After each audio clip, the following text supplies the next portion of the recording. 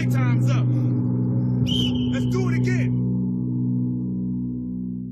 Price lines up on every single play after an 11.5 sack season a year ago. He's got 11 so far this year and is one of the premier pass rushers in the country. Now, Pittsburgh also likes to run the ball, which means Paris Bennett and this guy, Zaire Franklin, have to have big games for the Syracuse Orange to help slow down this Pitt rushing attack in James Conner, Arch. Two outstanding linebackers for Syracuse, and they will be tested. Bennett and Franklin are going to be tested with this rushing game that'll come right at you and will go sideline to sideline. Syracuse won the toss, selected to receive. Chris Blute will kick it away. Sean Riley is the deep man for the Orange. Temperatures in the high 30s here at Pittsburgh, Pennsylvania, and the final regular season game of the year for the Orange and the Panthers. Riley past the 20, and he'll move that pile out beyond the 25-yard line. The return for Sean Riley. ACC football is brought to you in HD by your local Tire Pros dealer.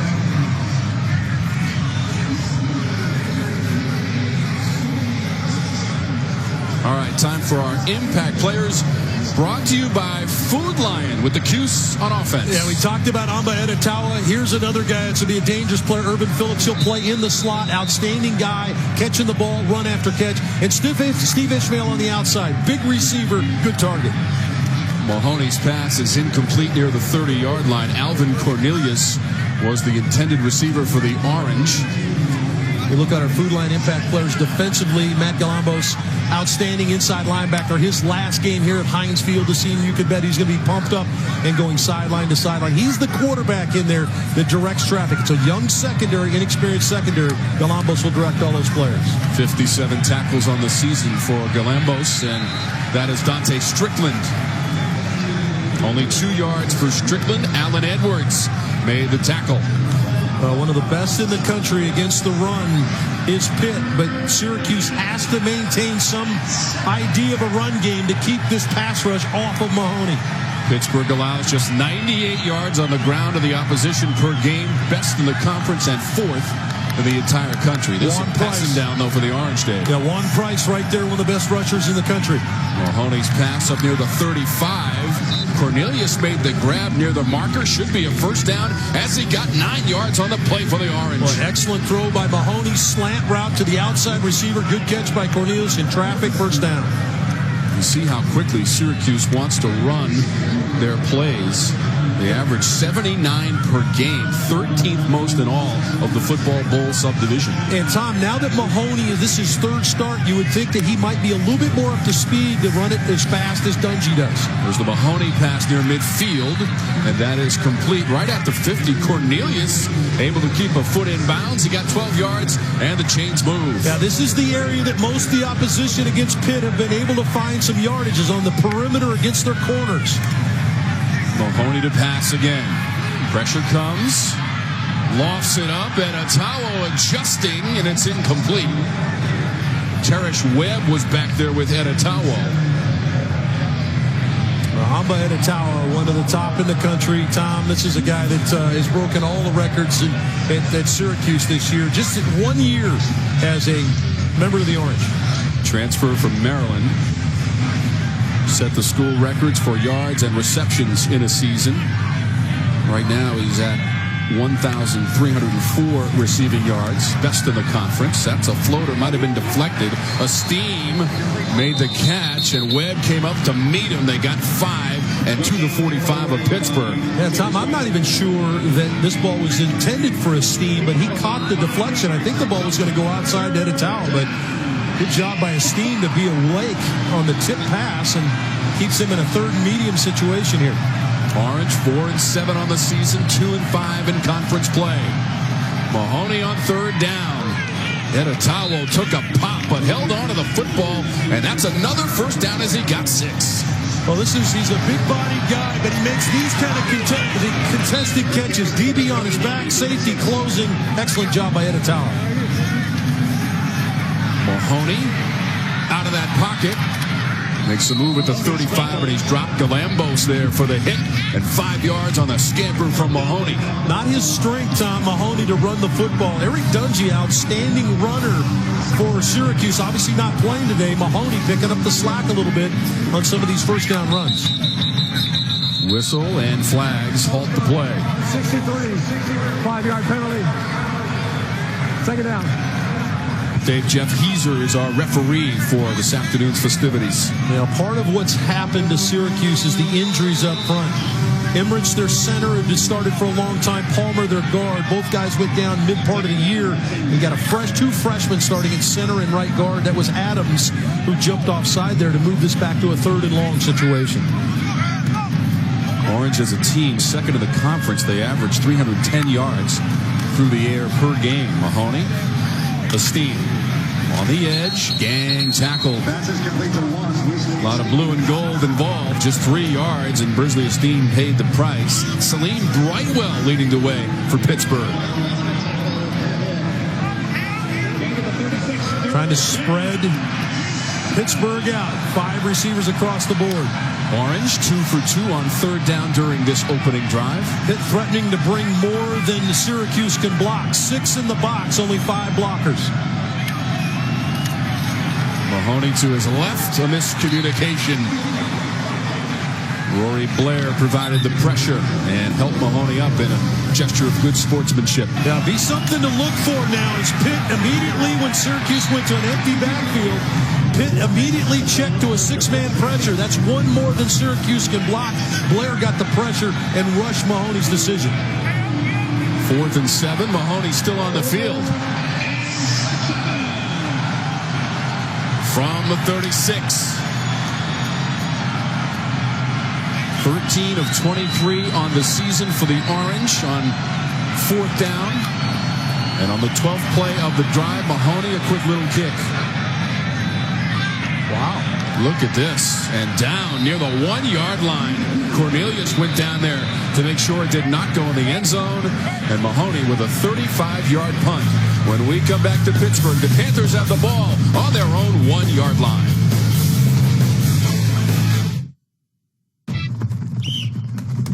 Work for it, work for it.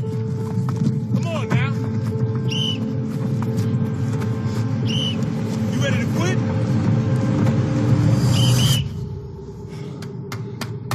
Tired? Good. You think this is hard? This is the warm-up. Playtime's up. Let's do it again.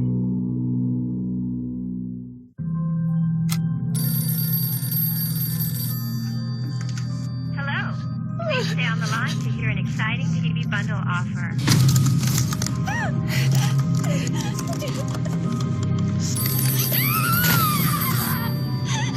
Hello. Please stay on the line to hear an exciting TV bundle offer. Hello.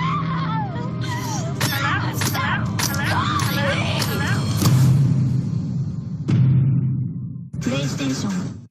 You got it, it's coming. So are you ready? Are you ready? Are you ready for God bless you? Are you ready for your miracle? Are you ready for God bless you? Bonus cash and get $1,000 Black Friday bonus cash on top of all other offers only at your Carolina Ford dealer. ACC football is brought to you by Mellow Mushroom, a higher order of pizza. By Geico, saving people money for over 75 years. By Coca-Cola. By your local Chevy dealers. And by Haviland, official motor oil of the ACC. Oh, Panther fans, some serious tailgating here at Heinz Field for the final regular season game of the year for the Panthers. They are already bowl eligible with their 7-4 record, 4-3 in conference play. That ball, Dave, spotted just inside the 2-yard line, and that's where the Panthers start. Yeah, nice job on the little pooch punt by Mahoney. Excellent coverage by one of the outside receivers, Cornelius, to down it inside the 5, and now test Pitt deep in their own territory. Well, the Panthers are coming off a win last Saturday here at Heinz Field against Duke, 56-14. As a team, they ran for 224 yards, largest margin of victory in an ACC game for Pittsburgh. Peterman rolls the pocket. Pass is incomplete. Quadri Henderson could not hold on. And when you talk about impact players, that guy right there, number 10, Quadri Henderson, will affect the game in a lot of ways. Catch the football, run it, but he's also one of the top return guys in the country. He's got 4 returns for touchdowns this season alone. And Scott Orndorff, a guy that's blossomed into one of the best pass-catching tight ends in the country. All he does is catch touchdown passes. 20% of his career, 65 career touches have been touchdowns. Those are the Food Line impact players. And before this play gets going, we've got whistles, and a flag is down near the 2. Offense, number 78. Half the distance to the goal. Second down. Tom, whenever you're backed up like this as a quarterback, now first priority is take care of the football. So a premium on protecting the ball, making sure that the worst thing you do is punt the football here. But obviously you'd like to bang out a first down. That was a first down play where they tried to get him out of the pocket, get him away from the pass rush. Henderson didn't help him. Connor into the pile. James Connor. We told you at the top of the broadcast he needs just 55 yards for 1,000. Food Line impact players on D for the Orange. Roddy Jones told us about the linebackers, and Paris Bennett is the pair of linebackers back there. It's Bennett and Franklin. These two guys run and hit. They do an outstanding job of flowing sideline to sideline. They'll have to play big today against this Pitt offense that's really playing at a high level. Dave, those two guys have combined for 198 tackles this season. Peterman running through his own end zone. Now he tries to turn that corner and gets forced out at the 7-yard line by Paris Bennett. That's 4 yards on the run by Nathan Peterman. Yeah, and the premium there for Peterman was take care of the ball. Like we talked about, what do you do backed up? Must take care of the ball is number 1. He didn't like any of the options, decides to pull it down, and the worst thing you do here is punt. So Ryan Winslow will punt. Grizzly Esteem, look at that career average. He's number 1 in the country in punt returns, averaging almost 20 yards a return. Steen takes it at his own 48. Steen will be dragged down at the 45-yard line. That is a punt of 45 yards, a return of 7. Arujo Lopes making the tackle. Time for our Carolina Ford Keys to the game. A little bit of a Thanksgiving theme to the Keys, Dave, aren't you? Pie in the sky, Tom. Go ahead. Looking to the future is what this is. Syracuse has got a lot of young players. Dino Babers excited about what he's got coming back, what he's recruiting, and so they're excited about what's to come forward and match it up. This is a team that wants to hit you in the mouth all day long, Pitt.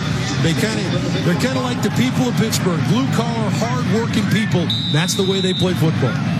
We certainly hope that everyone had a very pleasant holiday on Thursday during Thanksgiving. Let's check in with the third member of our broadcast team, Roddy Jones, on the sidelines. Well, Tom, I got a chance to talk to Zack Mahoney earlier this year, and when I asked him about this Pitt defense, he said this defense is very similar to the defense that Scott Schaefer ran last year as the head coach of the Syracuse team. So he's very familiar with how Pittsburgh was going to line up and how they were going to attack them.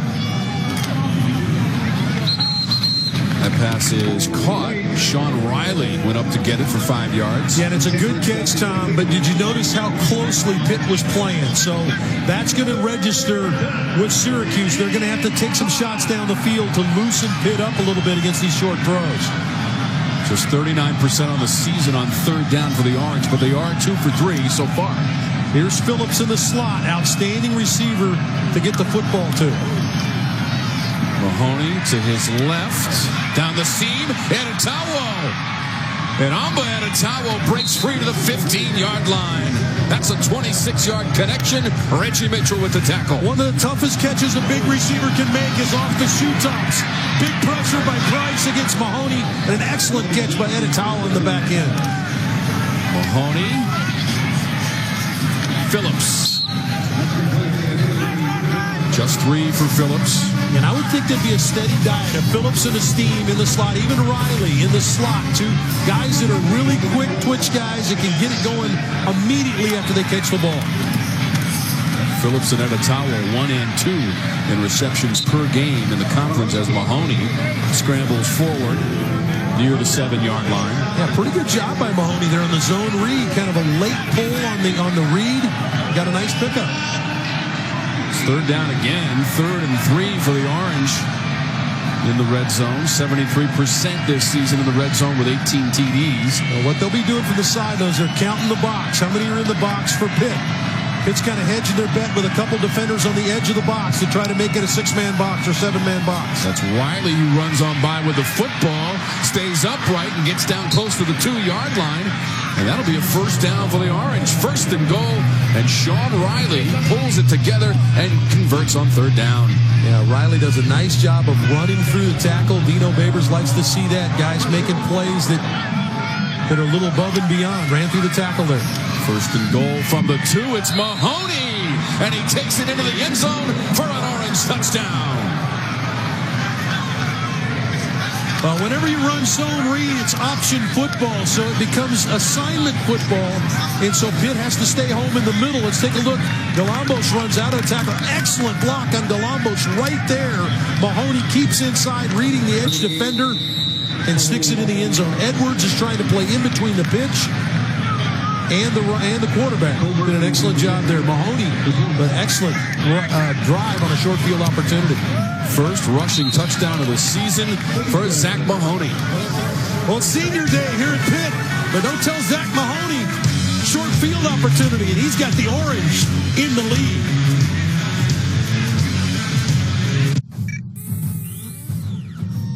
Who's ready to tailgate? Yeah! You know, they say the pregame is almost as important as the game. I gotta agree. You guys have your football practice. That's for you. But this is how we get ready. Tailgating, woo! Do you have a pregame ritual? Like something wacky you do? Like You should just scream in the mirror. I'm hungry. I'm on it. Larry Culpepper, this is for you. Oh. In your face. I go down to pepper here. That's it. That's it. Yeah.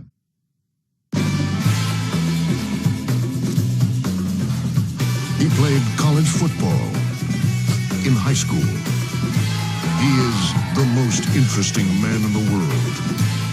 Stay thirsty, mis amigos. Let's go places.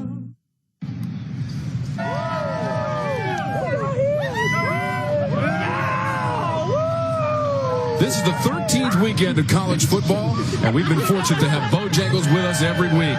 It's bow time at Bojangles. Grab a big bow box, feed the whole group with Bojangles chicken, biscuits, fixins, and tea. Thanks to our friends at Bojangles for another great season. And remember, it's always bow time when you're tailgating. Yeah, you don't have to wait to tailgate. I do the big bow box every now and then at home. Kids love it.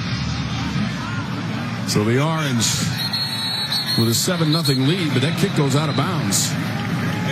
So let's go back to Charlotte, check in on Virginia and Virginia Tech with Katie.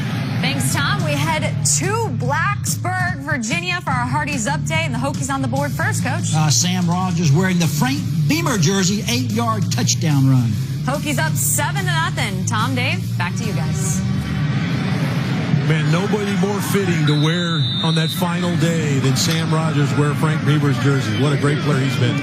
Virginia Tech has won 12 games in a row in that series. They will be the representative from the Coastal Division.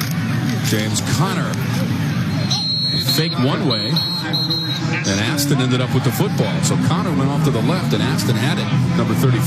Yeah, one of those linebackers now. We talk about Bennett, we talk about Franklin. Bennett right along the line of scrimmage. Syracuse, an excellent start defensively here. And Pittsburgh went 3 and out in its first possession of the game. Remember, Mahoney with a little pooch punt, and it ended up at the 2-yard line. And then the defense held for the Orange. Conner near the 40-yard line for James Conner and 5 yards. Good job by Black, the fullback, in from the defensive end spot to make the tackle. 3rd and medium. Lot goes on pre-snap for Pitt. They try to outflank you with some window dressing, some shifts, things like that. Then you get motion. And so you're trying, those two linebackers, Bennett and Franklin, trying to direct traffic so they don't get caught. James Conner with 101 yards rushing last week against Duke and a couple of touchdowns. to set the ACC record. This pass is caught. It's Weah. Weah down the center of the field. He accelerates, separates, and scores for Pittsburgh.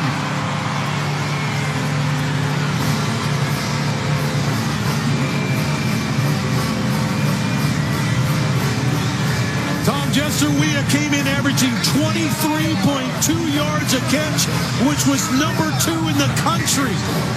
And what acceleration after an extremely well-thrown ball by Nathan Peterman. 59 yards on the touchdown reception for Jester Weah. 8 TD receiving on the season for Weah. Blew it the extra point. And we're tied at 7 in the first quarter. Jester Weah, the big receiver here at Pitt, squeezes it on a beautifully thrown ball by Nathan Peterman. His 9th touchdown in the last 2 weeks. It's tied. We back after the local messages on the ACC station.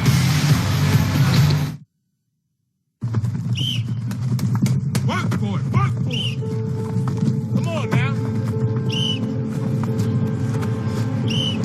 You ready to quit?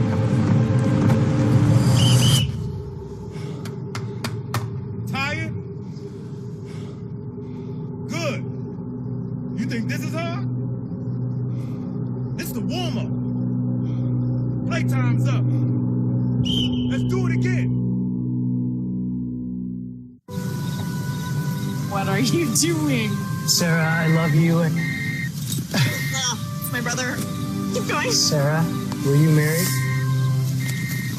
What do you want, Todd? Keep it going! If you sit on your phone, you butt dial people. It's what you do. If you want to save 15% or more on car insurance, you switch to Geico. It's what you do. I know we just met like 2 months ago.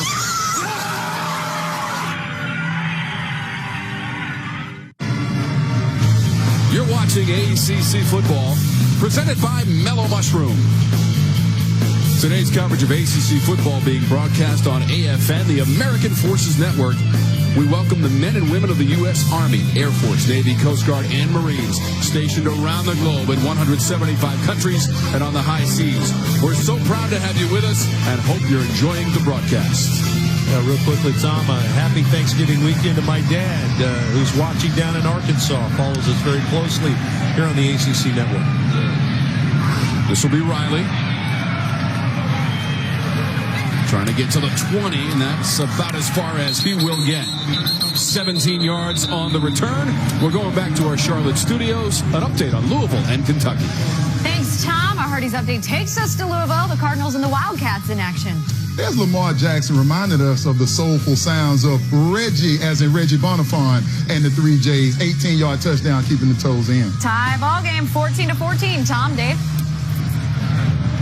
Lamar Jackson, a rushing touchdown, a passing touchdown, now has 49 touchdowns responsible for on the season, and that's an ACC record for a single season. Now, does he just fly straight up to New York so they can give him the trophy? I mean, if he's not the Heisman Trophy winner, I don't know who is. Mahoney with the pitch. Mo Neal's going to lose yardage. Juan Price has been outstanding here at Pitt. That's 20 tackles for loss. Roddy, Juan Price has been outstanding. I know you've been tracking him all year long. And when we talked to Josh Conklin, he said that this year the biggest leap has been made in the run defense. He said that he really bought it, has always loved the sacks, but he's got after in the run game too. Roddy, it's Mahoney going deep near the 35 and broken up.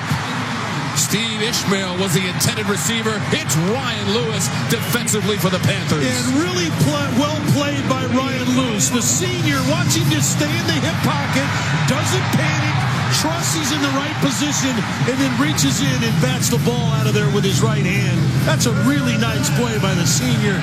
He knew he was in perfect position. He trusted his technique and made a beautiful play.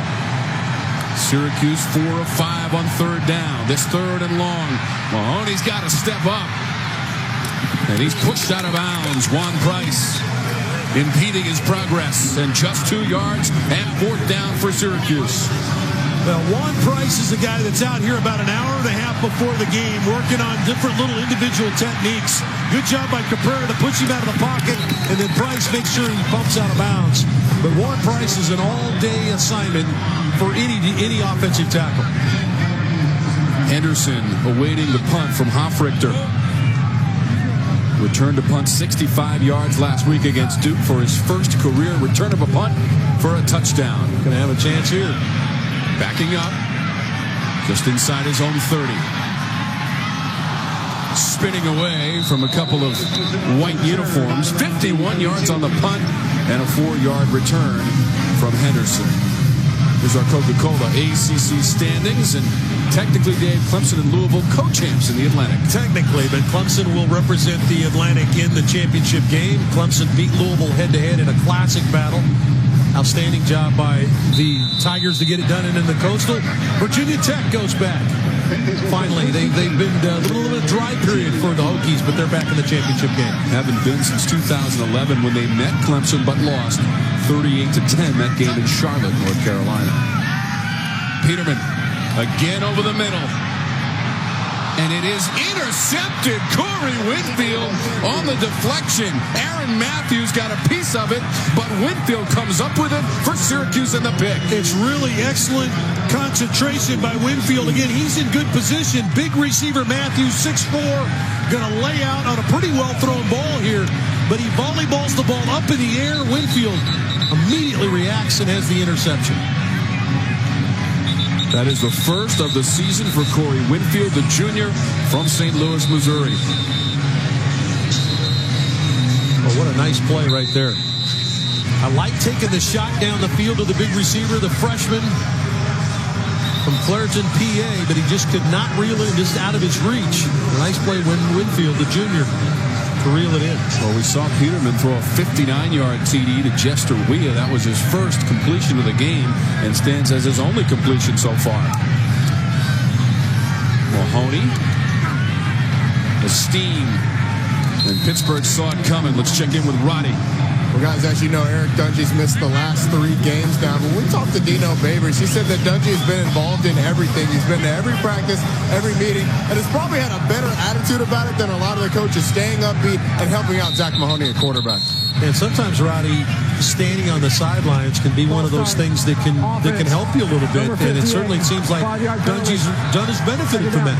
It certainly has, or it certainly looks like that, and I think the coaches hope that him being on the sideline helps him realize that when they tell him not to take those unnecessary hits, that he starts to see that his value to this team as the quarterback is more important than a couple extra yards when he's diving into a pile. Yeah, absolutely. They need him on the field. Mahoney's pass is caught near the 35. Urban Phillips got it for 8 yards. Urban Phillips with the grab. Yeah, Pitt giving up these slant routes. Let's see if they start to play some inside. Timeouts. Pittsburgh. Because of the substitutions and how quickly Syracuse moves, they caught Pitt with too many on the field. Pat Narduzzi had to burn a timeout. Correction. Timeout on the field. And let's have a word from the ACC. The Atlantic Coast Conference would like to thank its official corporate champions. Their support helps ACC student athletes excel both academically and athletically. Bojangles, Food Life, Geico, Haviland, New York Life, and Toyota are proud to stand by ACC student athletes as they strive to demonstrate dedication and leadership.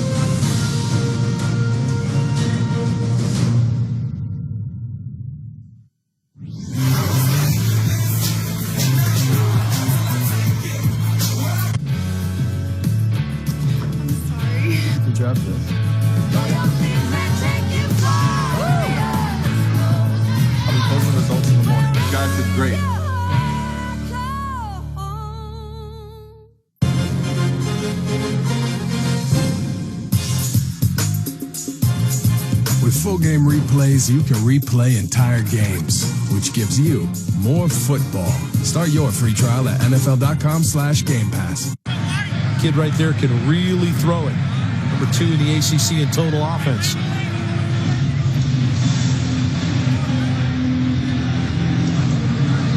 Game we did, Dave, at Boston College, he threw for 434 yards and a career high. Yeah, Syracuse really has owned the football, which is really Pittsburgh's calling card. It's been Syracuse who's been on the field, 23 plays to 7.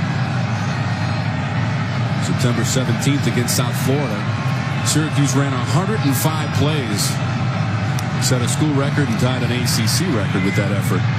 Near the 40, broken up. Alvin Cornelius was the intended receiver, and you see the emotion from Ryan Lewis, the senior from Seattle, Washington. Yeah, and it means a lot, Tom. You mentioned senior. These guys getting their last opportunity to play here at Heinz Field. And, Roddy, another nice play by a senior for Pittsburgh. A great play, and they're going to need those seniors to step up with Jordan Whitehead being out.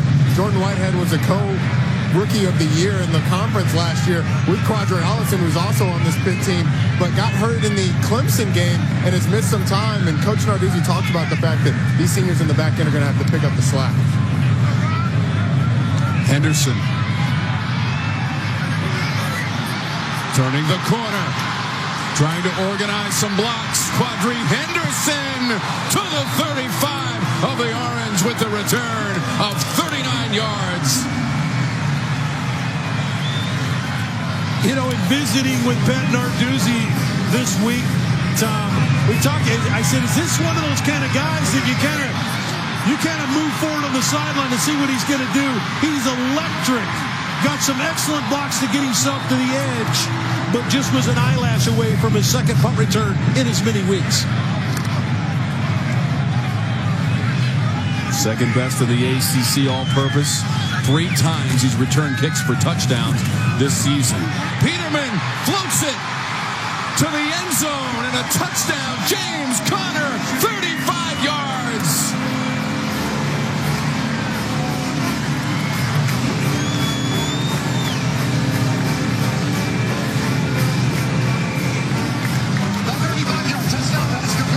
Tom, it's fun to watch what Matt Canada can weave.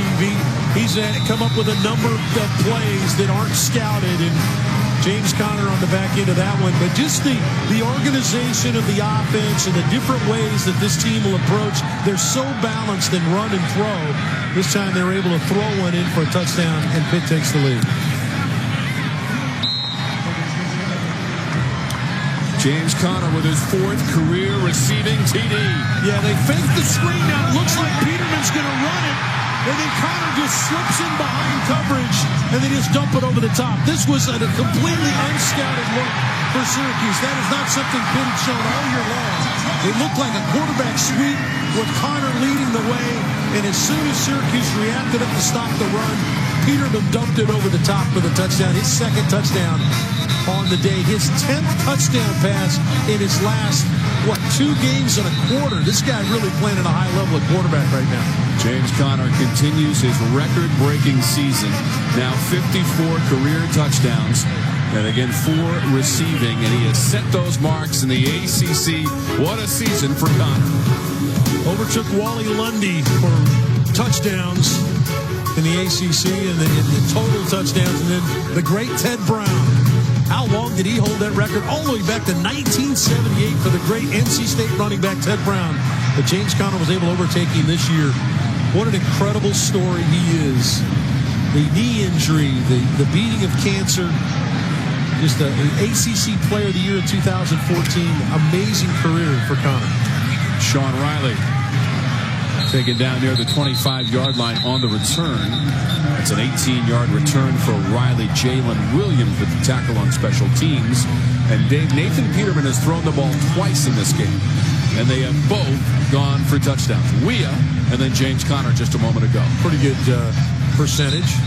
Got it to 2 guys that know how to put it in the end zone, too. It was Weah's 8th touchdown catch of the year and Conner's 4th touchdown catch of the year. So those 2 guys know how to find pay dirt. And Peterman's done a nice job of distributing the ball. A guy that's kind of forgotten, Nathan Peterman, transfer from Tennessee, really has done a nice job of settling in. Remember, this is his 2nd offensive coordinator. Had Jim Chaney a year ago, Matt Canada this year. Canada, who was at NC State for the last 3 seasons. And Wolfpack with a great victory on the road at North Carolina yesterday. That's a 9-yard play. Steve Ishmael. Syracuse maintains possession. Cameron McPherson is the grandson of Dick McPherson, legendary Syracuse coach. It's good to see Steve Ishmael back on the field for Syracuse. Did not play 2 weeks ago. Was suited up last week. Did not have a catch in his last game in their last game at home. But coming up big here in this series, trying to get Syracuse rolling again offensively. O'Neal is the running back. Mahoney with Price hanging all over him.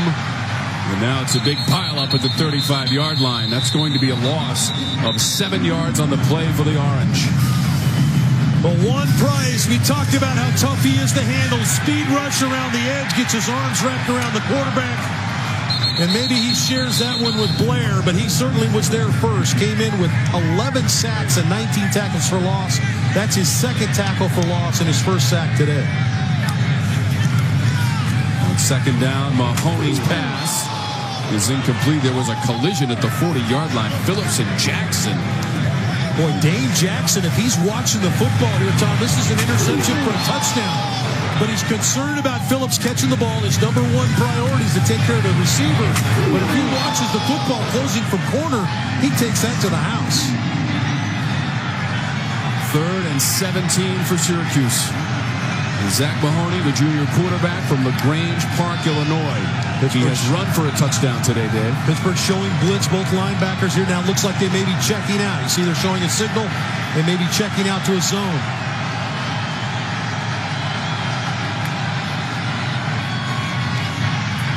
Mahoney going deep down the sideline, and it is complete. Steve Ishmael makes the catch at the 35, 30 yards in total.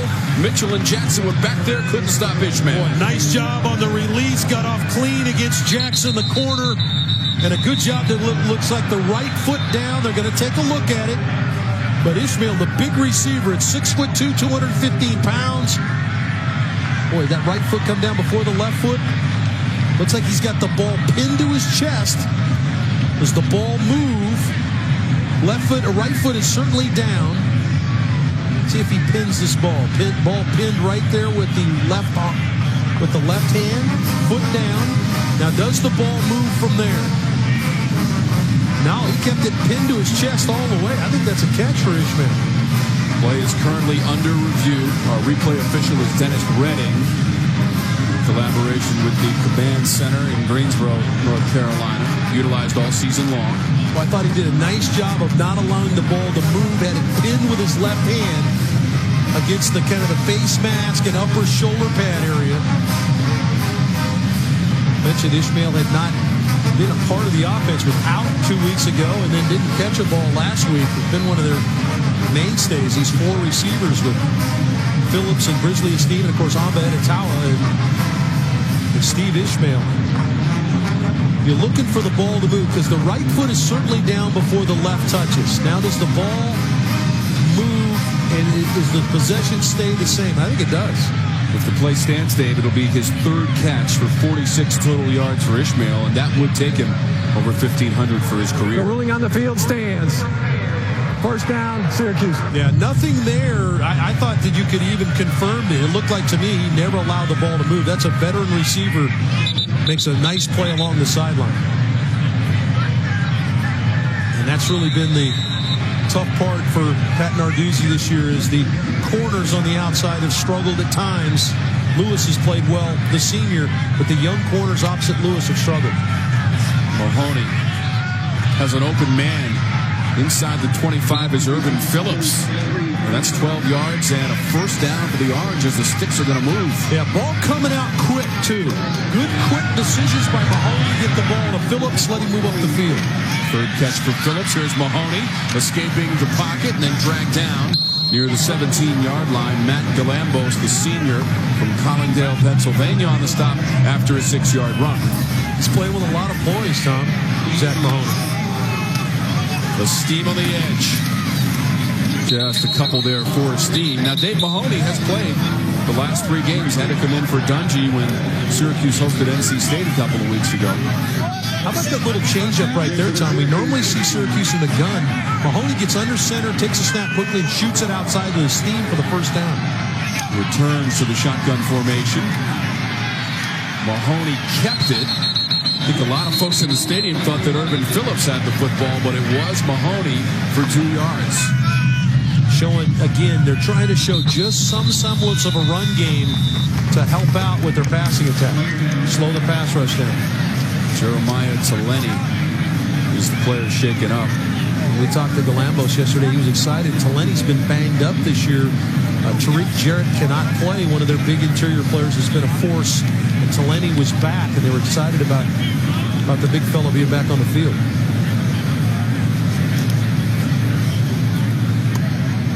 Dave, while we have just a moment, as Taleni, who is a junior from Hawaii, is attended to. Here's Around the ACC, presented by Mattress Firm. A big win by the Wolfpack in their rivalry game Friday night. You see the big one in Georgia going on between Tech and Georgia Tech. Obviously the Battle of Virginia, battle in Kentucky, and then later on, battle down there in South Carolina. Of course, the Sunshine State battle between Florida and Florida State. Some implications attached for Florida as they keep trying to climb up the ladder. And Dalvin Cook, unbelievable career. Dalvin Cook, 36 career games, has averaged 115 yards every time he steps on the field rushing the ball. Be fun to watch the great Dalvin Cook run around. 2nd and 8 now for the Orange. They can get a first down at about the 2-yard line. Flag came out.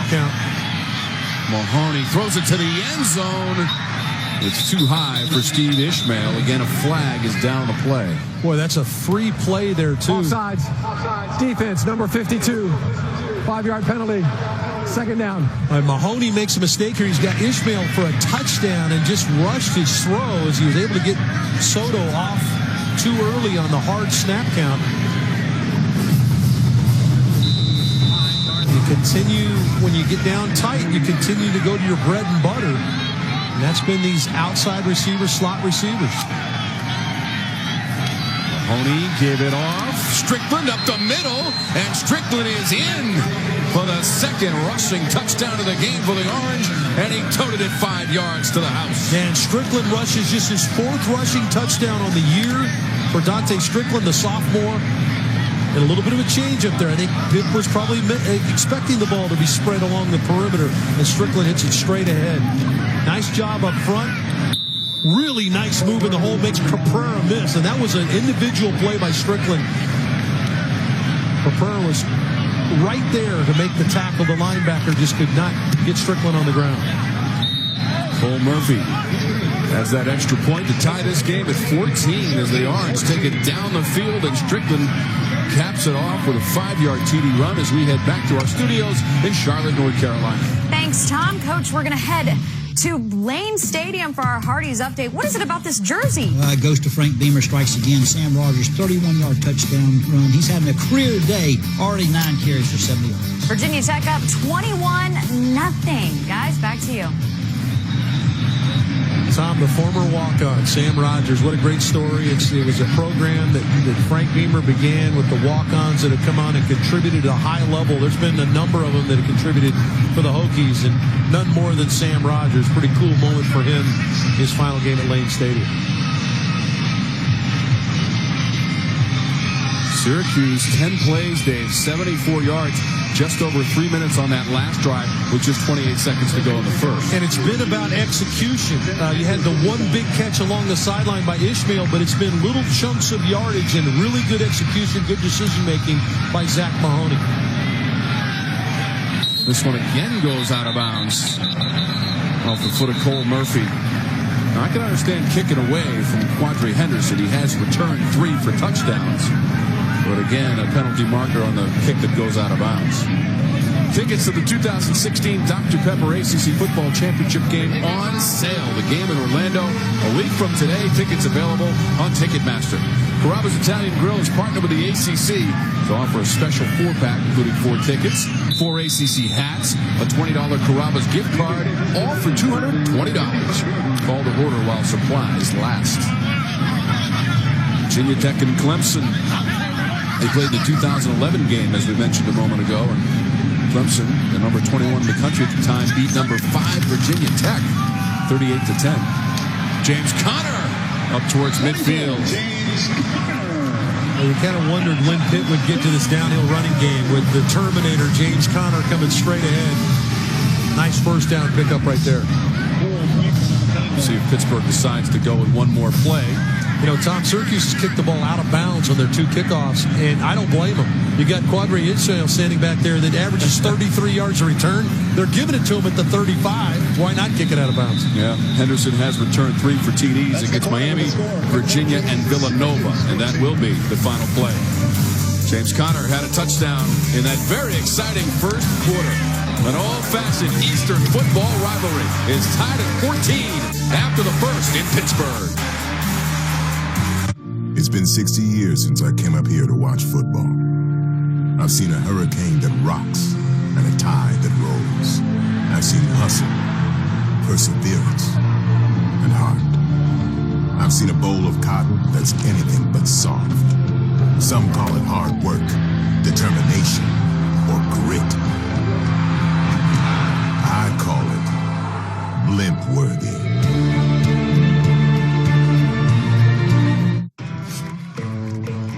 Men need to prepare themselves. Nivea Men Cream. Super fast absorbing and non-greasy. Nivea makes you feel good in your skin.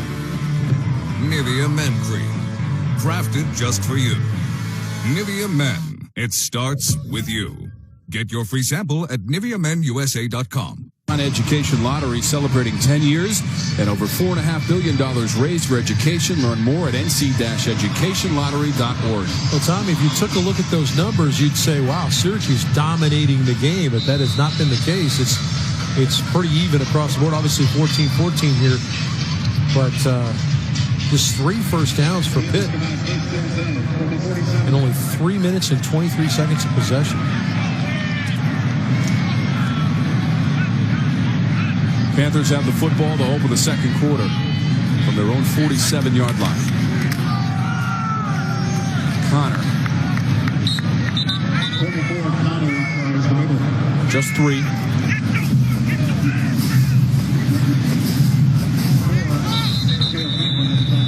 There's a player still down after the play for Pittsburgh. It's Dorian Johnson.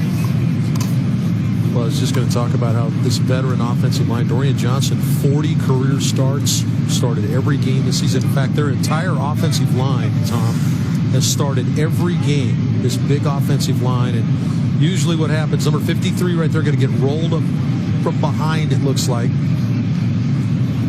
Dorian Johnson, Melbourne, PA. 41st career start today, Dave, as you mentioned. Mainstay, so we'll step aside for just a moment. We're tied at 14.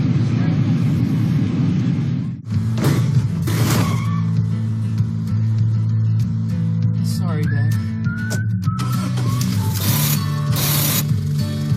Sure, you could get him a new car.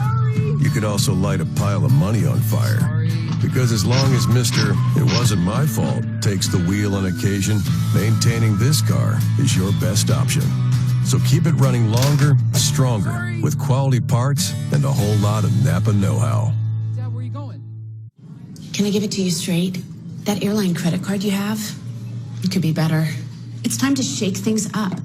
With the Capital One Venture Card, you get double miles on everything you buy, not just airline purchases. Seriously, think of all the things you buy. Great. Is this why you asked me to coffee? Well, yeah, but also to catch up. What's in your wallet? It's coming. So are you ready? Are you ready? Are you ready? God bless it. Are you ready for your miracle? Are you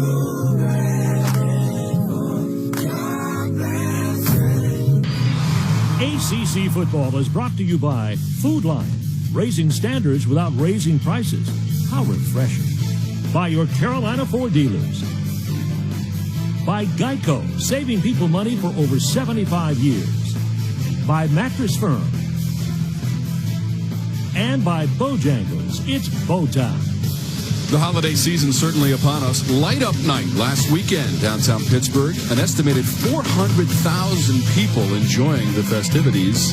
Skating rinks, Christmas trees, all kinds of great things happening in Pittsburgh, Dave. It's a cool city. Dorian Johnson being worked on down there, working on lower back, hamstring area maybe a little bit. The big fella back on the field. Peterman's pass down the seam and complete. 35-yard line. Chester Weah, 16 yards for Weah. Yeah, excellent throw. Again, Weah in that zone coverage just finds a hole. Excellent job of finding the crease in there. Roddy? When we talked to Matt Canada yesterday, he told us Chester Weah had to be good. He's got all the intangibles, the size, the speed, and that's why we forced him the ball a little bit in the spring. And he said that when he walked into that receiver room, he told those guys, I'm tired of hearing that we don't have any receivers. Yes, Tyler Boyd was a great player, and I would have thrown him the ball too, but it's your time now, and we have certainly taken advantage of it. James Conner. Quick moves from Conner to get 6 yards. And really nice patience here by Conner. He doesn't panic because Syracuse does a good job at the point of attack. But Conner keeps his feet, keeps the leg drive, and he hits it up the field for 6 yards. I think Conner, as the season's gone along, and unbelievably cleared, had his last chemotherapy treatment in May, the first part of May, was cleared of cancer at the end of May, and here he is on the verge of rushing for 1,000 yards just a couple months later. Amazing story. Not going to get much there. There'll be no gain on the play. He needs 27 yards to get to 1,000, and today James Conner already has a 35-yard touchdown reception in the first quarter. When you talk to Coach Narduzzi, who a lot of times your head coach is kind of your inspirational leader, and he's going to, and Pat is that guy. There's no question about it. He's a very inspirational guy to listen to. He says, hey, all I got to do is get out of the way and let James Conner talk. He says, James Conner is as much inspiration as I can ever throw out there. Peterman running. Takes the contact, stays upright, and gets inside the 20. Oh, the toughness of the senior, Nathan Peterman, and he got 10 and a first down. Yeah, and you love the end of this, and this is why his teammates love him, as he realizes he's got to get a first down here. So he's not going to go down. He takes a big shot, spins off of it, and gets out of bounds. But his willingness to put himself in harm's way for his teammates to get a first down is the part that sticks out. Zaire Franklin had a clean shot on Peterman and couldn't knock him down. Quick pass, almost intercepted by Winfield as he tried to get around Weah. Yeah, give Chester Weah a defensive credit right here. This is a knock the ball down. Weah going to come in and make the block, and he actually knocks him down, and he can't make the catch. Ball thrown behind the line of scrimmage. Excellent job there. But Pitt has been as good as you can ask for, Tom, in the red zone. The 38 touchdowns, that's number one in the ACC right there. 26 of those, the rushing variety of those 38 TDs. They're 43 of 47 scoring points. Henderson rounds the corner and gets corralled at the 10.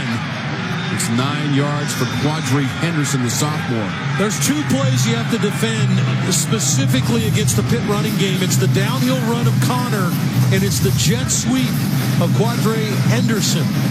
And this time Henderson gets to the perimeter. Excellent job of securing the edge. Good block on the outside by Orndorff. Got into the edge. Good hard running. All you're doing once he gets to the edge, it becomes a kick return, and there's nobody better in the country than that kid. 3rd and short. 2 for 3 on 3rd down today for Pittsburgh. Handoff. Conner leaping for a first down near the 6, and he got 4 yards.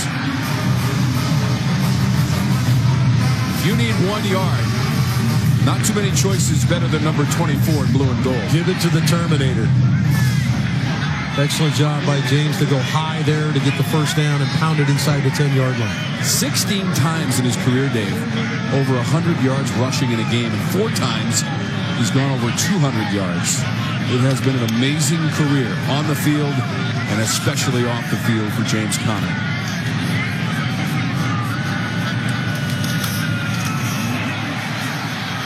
Aston looking for the pylon. He dives in for the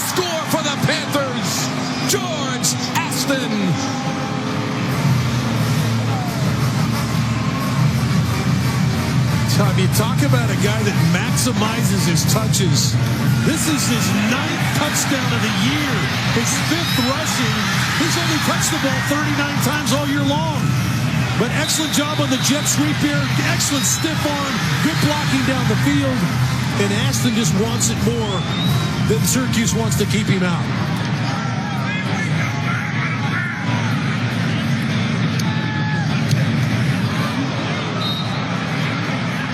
Was not pretty, but it will be good, Dave. Well, George, the touchdown maker, Aston, on the jet sweep. Just give me a little bit of room. And Pitt takes the lead. Can I give it to you straight? That airline credit card you have, it could be better. It's time to shake things up. With the Capital One Venture Card, you get double miles on everything you buy, not just airline purchases. Seriously, think of all the things you buy. Great. Is this why you asked me to coffee? Well, yeah, but also to catch up. What's in your wallet? If you're searching other travel sites to find a better price, stop clicking around. The lowest prices on our hotels are always at Hilton.com. So pay less and get more, only at Hilton.com.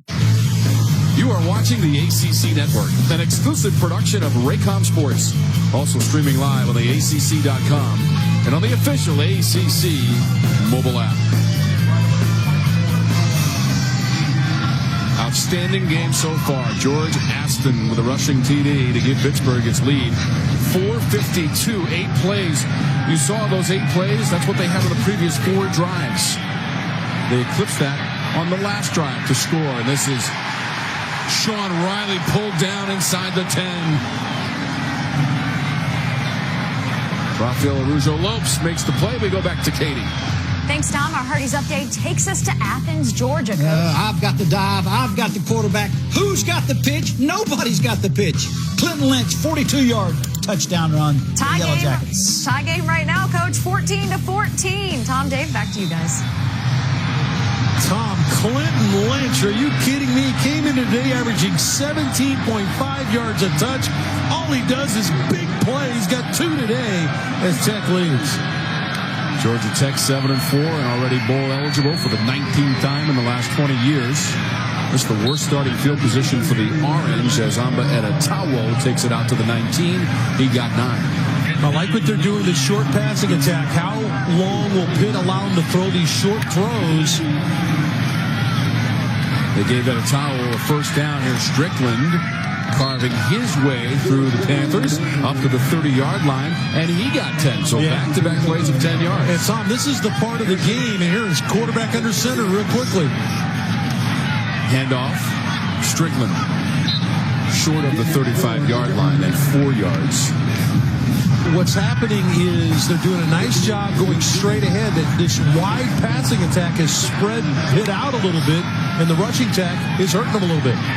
Mahoney, deep ball, Etta-Tawo, and he couldn't haul it in. Just on the edge of his fingertips for Amba Etta-Tawo. And I like where Mahoney throws the ball. He throws it to the middle of the field, and Etta-Tawo, I think, just didn't close on it the way you expect him to. Good job of throwing the ball. There's no safety in the middle of the field. Take him away from the corner with the throw. I thought it was a good throw by Mahoney. Etta-Tawo over 1,300 receiving yards this season. Best in the conference. Couldn't get that one. 3rd and 6. Orange 5 of 8 on 3rd down. Flags, whistles. Offense, number 58. 5-yard penalty. 3rd down. Let's check in with Roddy on the sideline.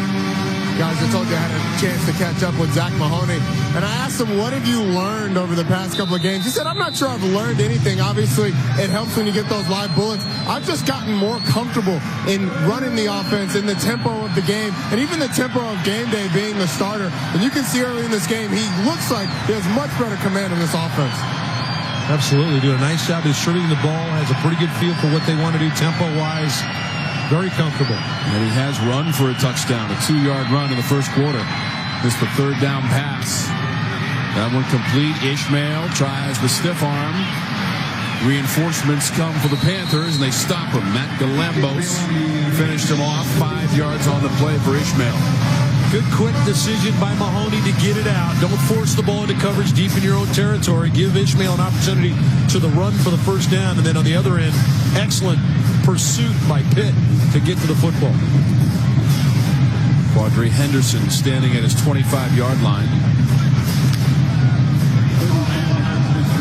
Richter to punt for the Orange.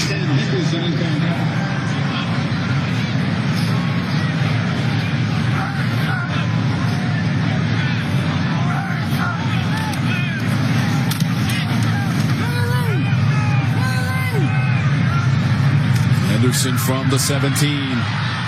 Got away from the first man, hit and knocked to the turf at the 30. 49-yard punt. 14 yards on the return. George Morris on the tackle. What a day for college football. After celebrating Thanksgiving, you got room for more. Time for more to eat here in Pittsburgh. And we'll be back after a word from your local ACC station. The greatest entrance in sports. Papa John's scouting report on this season's best new prospect. Thick, cheesy, and golden brown. Papa John's no pan pizza. Try a 3-topping for $10 and a 2-liter Pepsi for $2. Papa John's, the official pizza sponsor of the NFL. To achieve financial security, there are 2 halves to consider: protect and grow. Instead of focusing on insurance or investments alone, we bring them together into one whole picture. At Northwestern Mutual, we help you live life differently.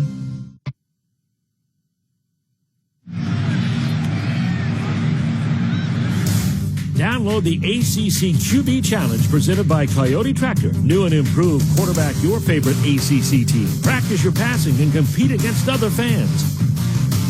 Download for free today. Panthers have won 3 in a row in the series and 6 in a row at home. Our 1st and 10 line. Brought to you by the North Carolina Education Lottery, celebrating 10 years, over $4.5 billion raised for education. James Conner on the carry for 5 yards for James Conner. Zaire Franklin on the tackle for the Orange. A little bit of tempo here from Pitt. Henderson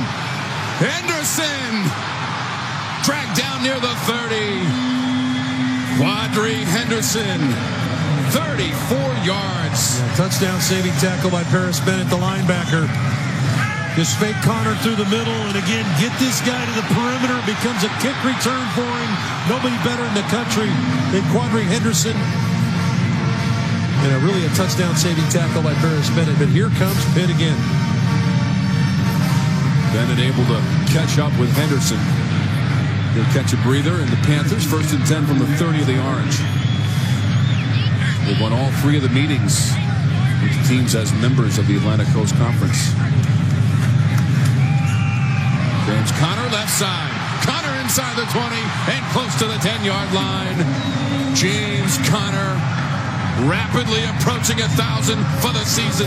There's too much going on for Syracuse to sort out. You've got 2 guys in motion. Here comes Lopes across in motion. He's going to come back the other way. Then you hand the ball to Conner. You had Aston in motion prior to that.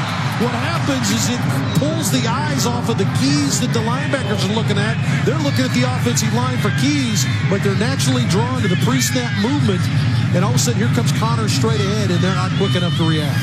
On 1st and goal, James Conner leaps into the end zone. Touchdown, James Conner. Slightly shaken up on the play, but he is in. 9 yards on the carry from Conner. Yeah, hopefully that's just the wind knocked out of him. He twisted going over the top at the goal line. It's like just trying to get his wind is what he's trying to get there. That's all that is. He's fine. Kind of got twisted and all the air got knocked out of him, kind of like we used to do in the yard when you're playing with your brothers and sisters and you fall on the football. James Conner just fine. What a run there. The power and then the athleticism to go to the top and put it in the end zone. Dave, his second touchdown, 1 receiving and now 1 rushing. And he has gone over 1,000 yards for the season as he took it into the end zone for the Panthers.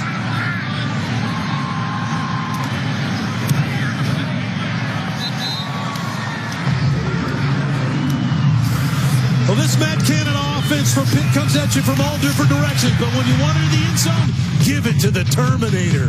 It's Pitt by 14. You know that moment? The moment it hits you. Seems like yesterday she was born, and tomorrow she'll be off to college.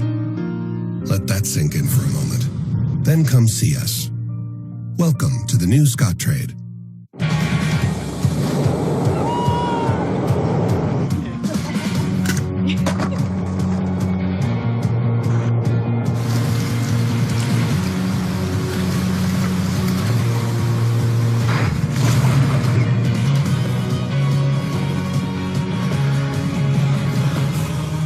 Mission. Experience full 360 Nikon image quality now. I am Key Mission. I am Nikon. James Conner along the sideline, Tom, and he's had an excellent performance today. Over 1,000 yards, had an excellent performance this year, and we talked about him at length, and he needs to be talked about. Heck of a player.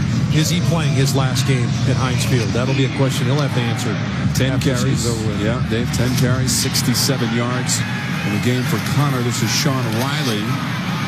Riley up past the 30 on the return. A return of 24 yards. James Conner on that drive, Dave. 3 rushes, 35 yards, and the TD. Yeah, this one puts him over 1,000, Tom. Running in behind those 2 seniors, Biznawadi and Johnson.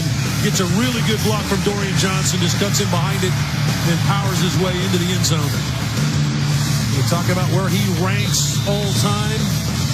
You see the numbers, the rushing touchdowns, the rushing yards, and of course points scored.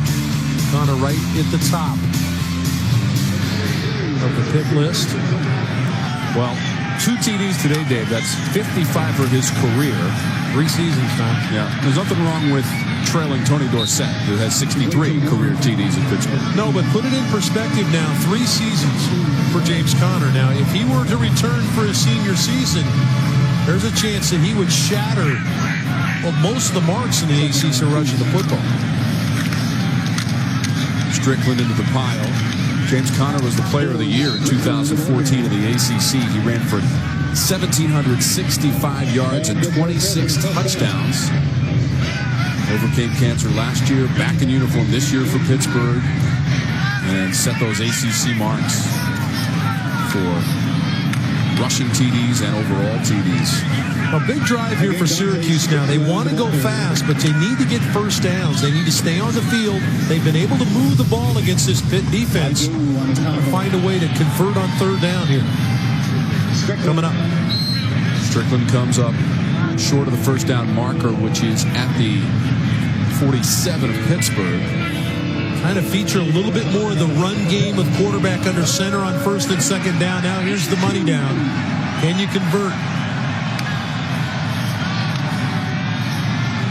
Strickland cut down. He got into Pittsburgh territory, but not far enough. Quentin Wirginis and Sean Adowu combining. Yeah, 2 of those linebackers that will return to this Pitt defense that on the top of the country against the run. On 4th and 2, the Orange line up to go for it. Now in the first quarter, they did this, and Mahoney punted. We got a soft corner right down here, really soft down here for an easy throw for the first down. See if he tightens up a little bit. Slot area soft as well. Gonna throw. Complete over the middle. That is Irvin Phillips, and a first down for Syracuse. He got 7 yards on the pass play. And a nice job by Mahoney to find the guy that didn't have the tight coverage. And it was Phillips, the 3rd inside receiver in the slot. 4th catch for Phillips. That's a steam. He's got the grab for another 6 yards as Terrence Webb was over there with a post-whistle discussion with a steam. This is not easy now to catch the ball in the gun and get it out as quickly as Mahoney's doing. I think he's doing a nice job with their quick passing attack. Dante Strickland, sophomore from Dayton, New Jersey, gets nothing on the play as he ran into Shakir Soto. He had a nice job by the delay blitz that time defensively for Pitt. They waited till the call came in from the Syracuse sideline, and then they filled every gap against the run with extra defenders. No gain. Zack Mahoney starting his third straight game in place of Eric Dungy.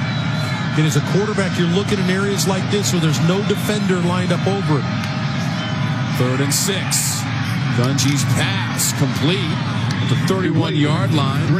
Irvin Phillips grabs it for 7 yards, and that's a first down. Now again, that third inside receiver, Phillips, they're just playing really soft in that area. Doing a good job of taking advantage of that. It's going to be Phillips again. Trying to go down that sideline. He stepped out just inside the 25. They'll mark him at the 23.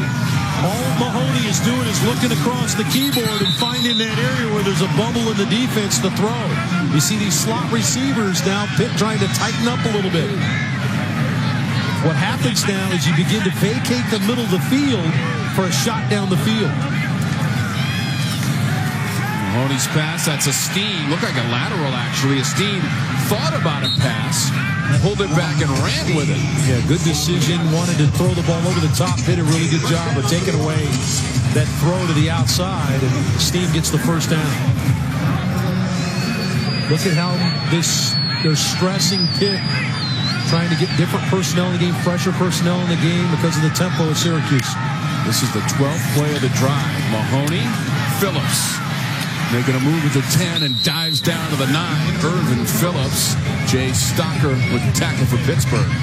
Well, I hate to beat a dead horse here, but what's happening is all he's doing is throwing it to the slot receivers, and those two outside guys are blocking the two corners. See, the corners are playing up tight, and the slot receivers are they're playing off to a depth to where he could throw the ball to the slot and have running room. A little more of a run set this time with two tight ends in the game for Syracuse. Orange from the 9 of Pittsburgh. Strickland got away from one man. Strickland trying to power his way to the 5-yard line. That's going to be a first down and 1st and goal for Syracuse. Really done a nice job on first down of getting good yardage where they can sprinkle the run in, Tom.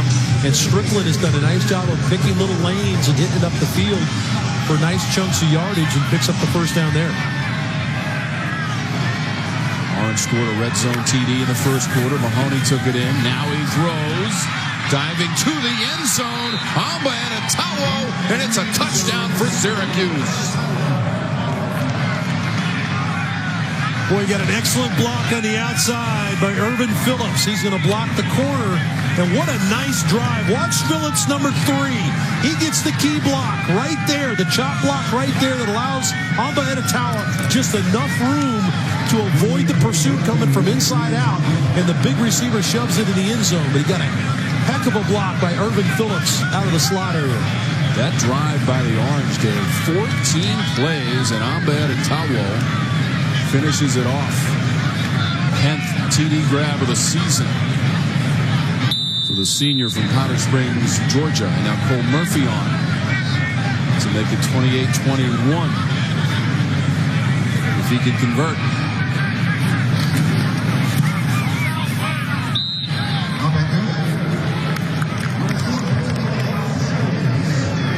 Let's go back to Charlotte, see what we've got coming up at halftime from our studios. Thanks, Tom. We're talking ACC football coming up at halftime. Coach, I know you were surprised to see the Wildcats put up so many points on Louisville early. Well, you know, one of the things that Louisville's been, they've been consistent on defense pretty much the whole year. I'm surprised they're giving it the number of big plays, not one, but several big plays by Kentucky on Louisville's defense. What's jumped out for you, Stan? I'm at Lane Stadium. Close eye on this Virginia Tech-Virginia game. Virginia Tech is fine-tuned. They are ready for Orlando. We'll see what Clemson has later. It's been a fun one. It is rivalry week. We will have all the highlights for you, so make sure to keep it right here. For now, Tom, Dave, back to you guys.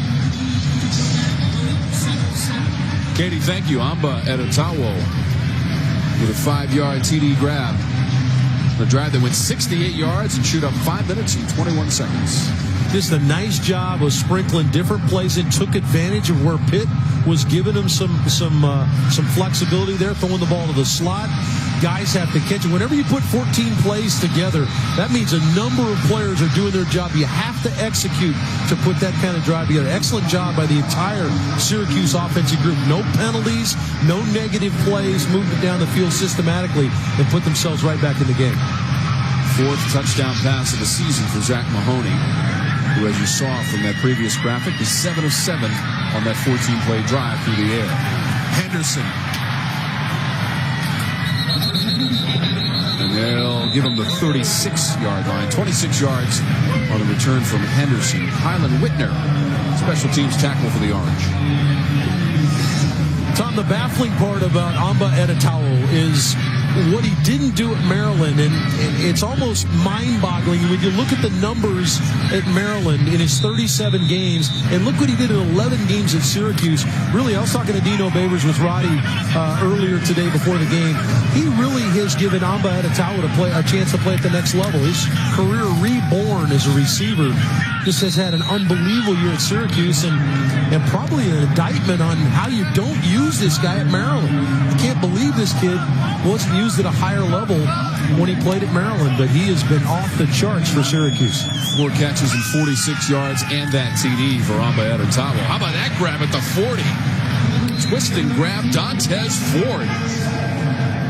10 yards on the play, and we're inside of a minute to go in the second. And only his 13th catch on the year. The senior was going to be counted on heavily. He's been injured most of the year. Cool that he could play in his final game as a senior. Connor stumbles down. Did get enough for the first down, though, at the 47 of Pittsburgh. He got 2 necessary yardage for Pat Narduzzi. Second year as the head coach. Took him to a bowl game last year, and they will, again, participate in a bowl game this season. Nathan Peterman. Pass caught at the 35. Scott Orndoff. 18 yards. Excellent protection up front to allow Peterman to wait on Orndoff, who came from right side all the way across to the left side. Excellent throw by the senior quarterback. And the first catch of the game for Scott Orndoff. Peterman buys a little time. Points to the end zone. Gets away from a man. And then gets out of bounds. Evan Foster forced him out. They got a flag down the field, which is in that area of holding defensively, as Peterman scrambled out of the pocket to keep the play alive. After the play, personal foul. It's Jeff Heiser making sure he gets it right. Getting some clarification. Well, the run was 8 yards by Peterman. He was pointing to the end zone. He was running to the sideline. And now Heiser wants everybody to calm down. There are 2 fouls on the play. Illegal substitution against the defense. That penalty's declined. After the play, personal foul. Late hit. Number 4 of the defense. 15-yard penalty. First down. Yeah, I'm not sure where the late was. It the late hit on Peterman along the sideline? And Nathan Peterman, it's right along the sideline. Here comes Zaire Franklin. That's not even Zaire Franklin. No, that's 14. That's Evan Foster. Yeah, the freshman Evan Foster. Franklin was not involved in the play. Dino Babers wants further explanation. And now Dino Babers calls timeout. So the Orange's first-year head coach, Dino Babers, his team is set for the personal foul on the end of the play. And now 26 seconds to go in the second quarter. He wants an explanation on this. In fact, an explanation of when he got so hot, he had to take clothes off. That's how hot Dino Babers is right now. Yeah, so he's got the vest on right now. Hat, vest, and a headset. Gloves. He gets hot enough to where he's going to have about 2 layers less on when the official gets over there. I will say, Dave, it's a very pleasant 43 degrees here in Pittsburgh, Pennsylvania. Slightly overcast skies. Roddy, you got more from the sidelines? I don't know how pleasant this 43 degrees up is, in the Tom. booth, It's really easy to say that it's pleasant up in the booth, but we're getting a little bit of precipitation every now and again, and a lot of wind coming off the rivers back behind. So I don't know about pleasant. Another weather report from Roddy, always on top of things on the sideline. Roddy is slowly and slowly as the game has gone on looked more and more like the Michelin Man on the sideline. 2 for 2 in the red zone for the Panthers. Peterman 5 of 8, 138 yards passing and 2 touchdowns. Looks to the end zone again, and this one's too far. Jester Weah, who has already caught one for a TD, and that one's just too far. Yeah, it's one that you'd like to drop on the back pylon, and Peterman throws it just a little bit too far. This is an anticipation throw that he lets it go way before Weah is out of the break. See, Weah sprinting to that back corner, the ball just too long, and Peterman wants his target is that back pylon about 6 feet too long.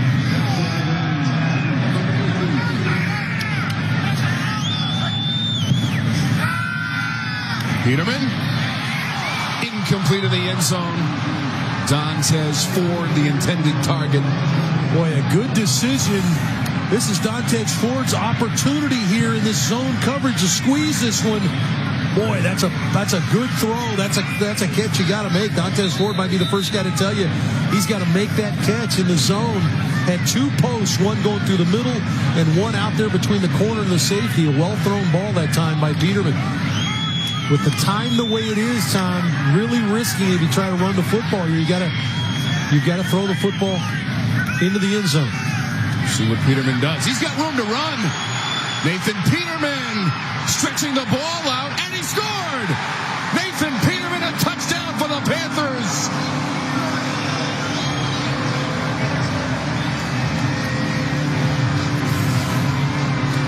Well, nothing down the field. He had 3 receivers to his left, sees wide open field, and now can he get in?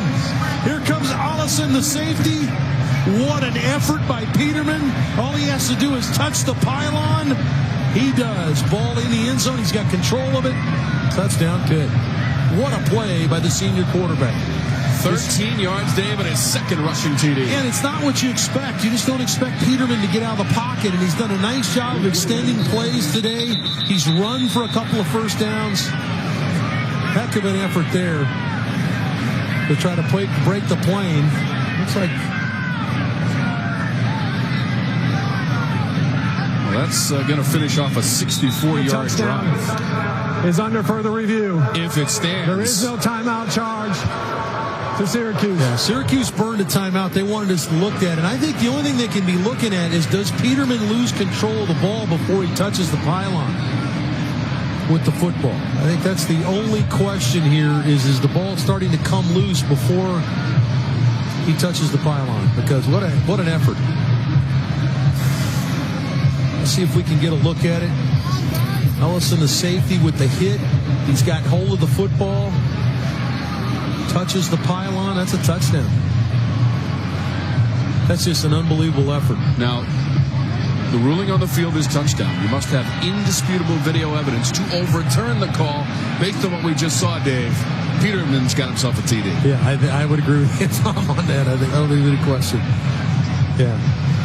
What a drive. Took over the ball with just over a minute left, I believe, on the clock, or right at a minute 26 left on the clock. And Peterman did a good job distributing the ball, taking advantage of the clock stopping when you get a first down, getting his team to the line of scrimmage, no wasted time. I just don't see anything there that would tell you it's not a touchdown. I think you can confirm that one. After further review, the ruling on the field is confirmed. Touchdown. Syracuse is not charged a timeout. Nathan Peterman, not on my watch. How good? 13 yards for the TD. Tom, how good's he been the last two and a half games? 5 touchdowns against Syracuse. He throws 3 touchdowns last week in a demolition job of Duke. And today, he's been outstanding. 2 rushing touchdowns now on the day. Been very good. How about 35 points in the first half for the Panthers? They've already set the school record for points in a season. And now, with just 1 more point, they'll score 36 or more points in 8 straight games.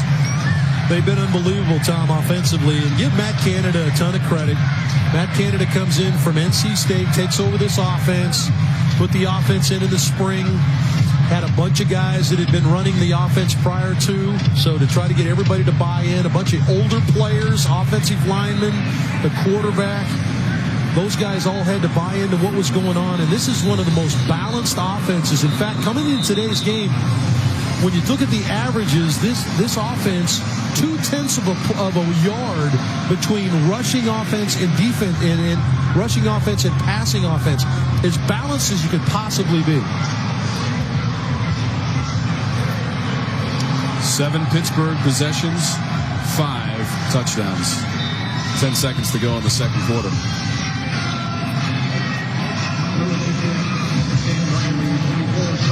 Quietly, Pitt 15th in the country in scoring. They put another, as you mentioned, Tom, 35 on the board here in the first half.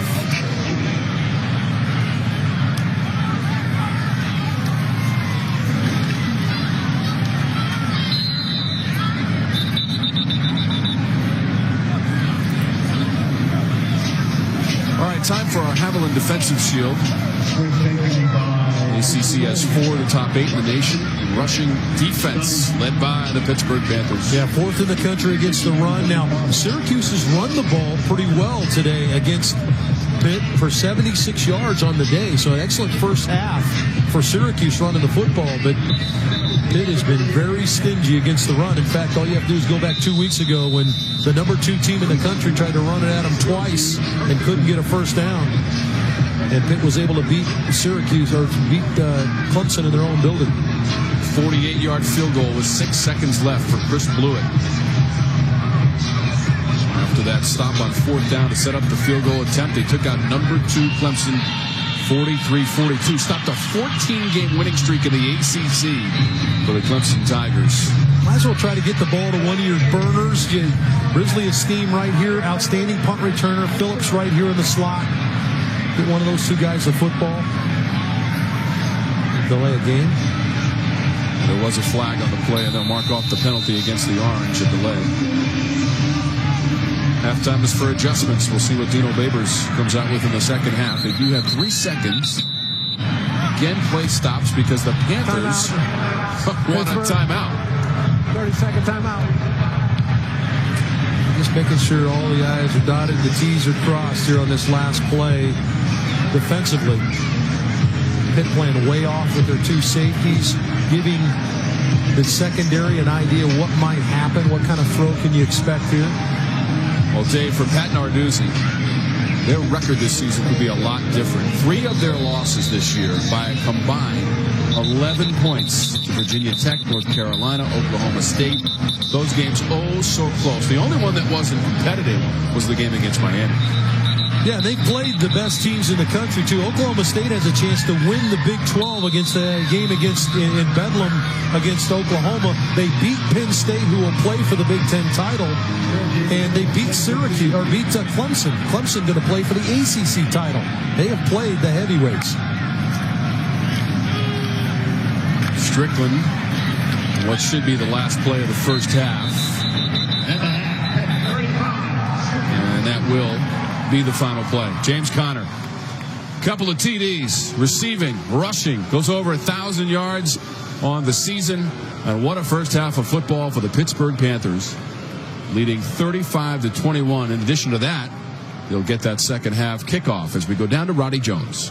Coach, 35 points in the first half offensively. Seem to have your way. What are your thoughts on their performance? You know, our offense has done a great job moving the ball. We started off a little slow. We had the ball at the 2-yard line and hurt ourselves a little bit with a couple, miscues as far as jumping off sides and really, probably scoring those 2 guys too if we don't shoot ourselves in the foot. But then we got rolling out there. We threw a pick and it got tipped up. So we had 2 dead series. But overall played pretty good. Defensively, they've been able to move the ball on you a little bit. What have they been doing to you guys to be able to move it? Yeah, they're throwing a lot of bubble screens out there, which we knew they'd do. That's what they do. We're just trying to keep things in front of us, not give up big plays because our offense is pretty explosive. Thanks, Coach. Good luck in the second half. Well, Katie, it's a little chilly here, but we've had some fireworks to keep us warm. Let's go back down to you guys in Charlotte.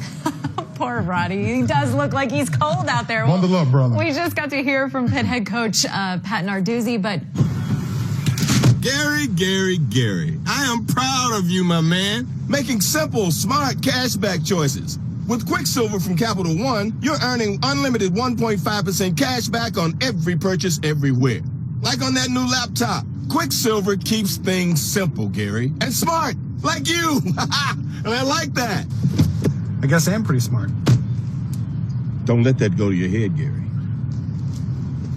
What's in your wallet?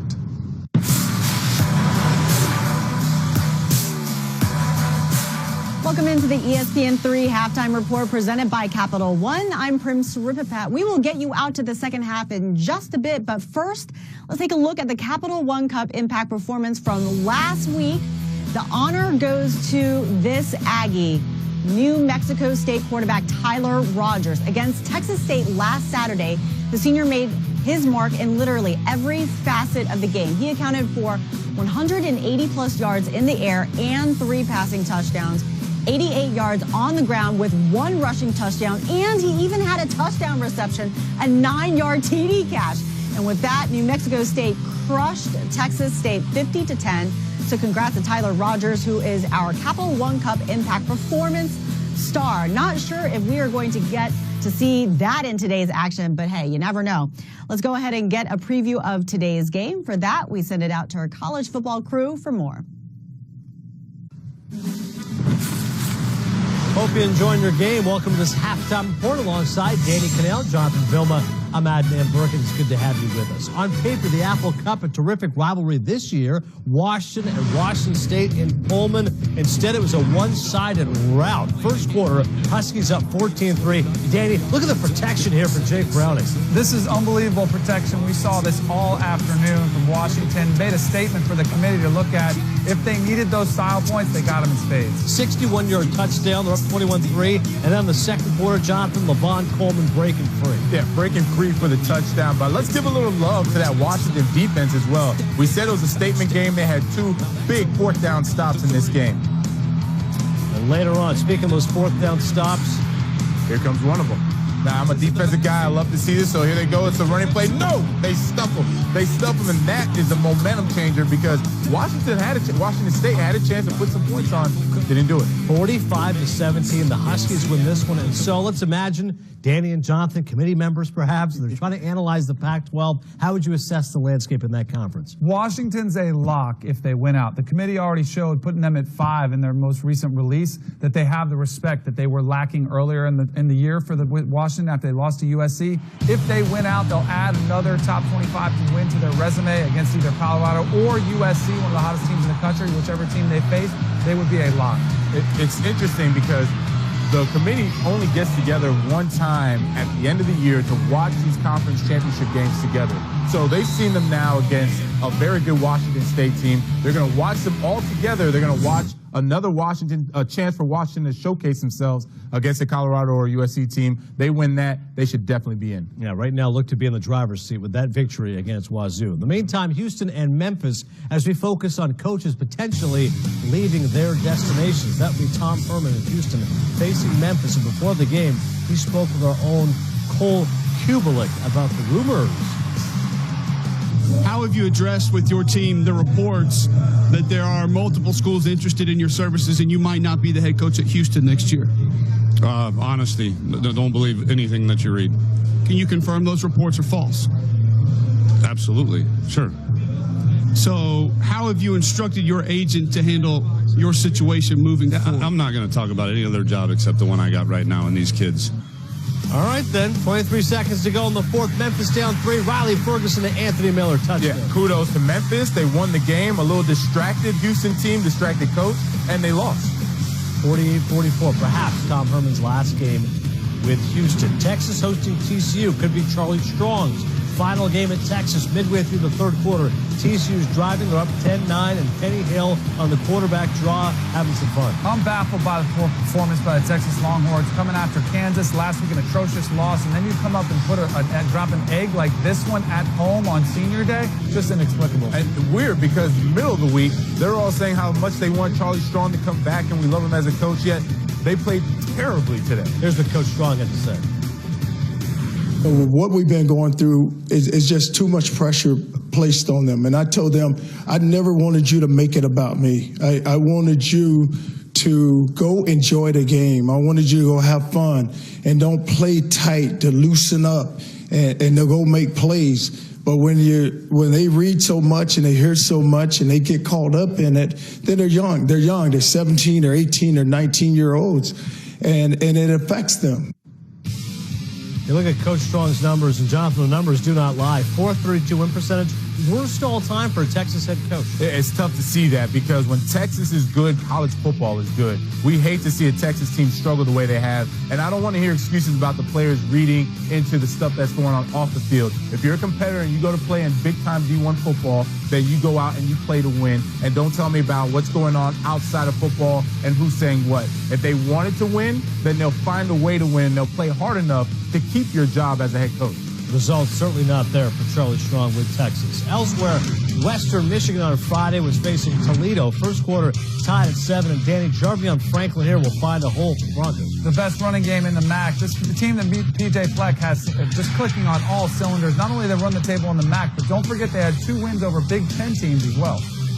So they're up 14-7 on the third. Zack Terrell to your boy, Corey Davis. Corey Davis, I can't wait to see him on Sundays. He has a great radius. He catches everything around him. He just actually leads the nation now in receiving yards for FBS receiving yards. Yeah, pretty good stuff there for Corey Davis. Look at Coach Fleck on fire. Loves it. Body surfing, baby. Air Force hosting number 19, Boise State. Late in the second quarter, Boise punting. Brett Baldwin blocks the punt. Tyler Weaver in for the touchdown. Troy Calhoun has done an outstanding job with this Air Force team, getting them ready to play week in and week out. How about another goal line stand? This is what I love right here. Nice goal line stand right here, Danny. That's how you stop them. You go ahead on defense, and that's how you win games. That was crucial. That was big. Hats off to Air Force. Ripping stuff. The defensive guy. I'm a little excited here. I'm a little excited over there. Still to come here on this halftime report. We'll look ahead to the Iron Bowl. What could be the key for Auburn finally giving Alabama its first loss of the season? Stick and stay.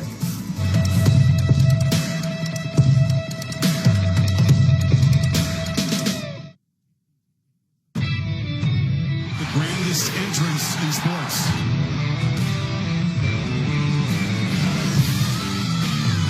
They are on the inside track for a playoff. Watson, that's a Clemson touchdown. These rivalry games, you truly do feel that emotion. South Carolina, Clemson, tonight at 7:30 on ESPN and streaming live on the ESPN app and watch ESPN. Wait a second. What are we doing? Now's the time on Sprockets when we dance. Hello, party people. Are you tired? It's prime time now, baby. Now we will chop it up. That's what the kids say. Rejected. The champagne is flowing. We get that. When do we eat? His chili's running hot. Now is just put this whole thing on ice. I eat an entire bucket of chicken. It's disgusting. You got to be starving at some point in there. How you feeling, everybody? Hope you had a nice day. Sometimes I feel all alone. Sometimes I can't get away. I feel my life is in danger every night when I lay. So can you do me a favor? Smile for me. Every night on my knees I pray that everything will change to be okay.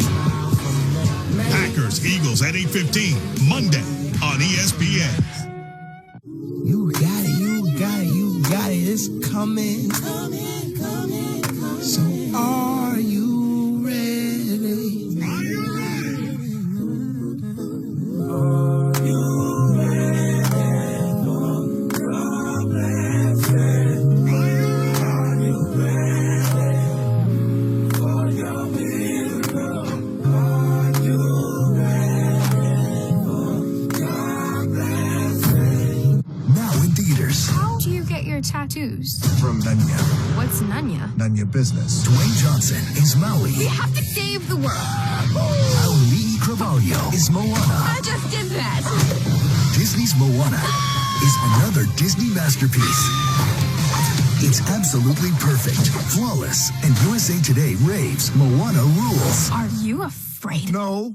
Oh, come on! Disney's Moana, now in 3D, rated PG. The grandest entrance in sports.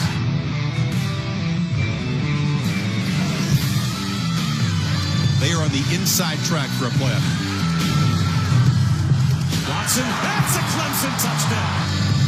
These rivalry games, you truly do feel that emotion. South Carolina, Clemson, tonight at 7:30 on ESPN and streaming live on the ESPN app and watch ESPN. Wait a second.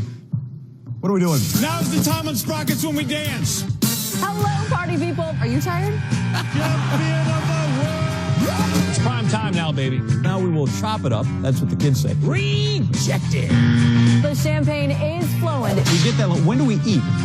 His chili's running hot. Now is just put this whole thing on ice. I eat an entire bucket of chicken. Disgusting. You got to be starving at some point in there.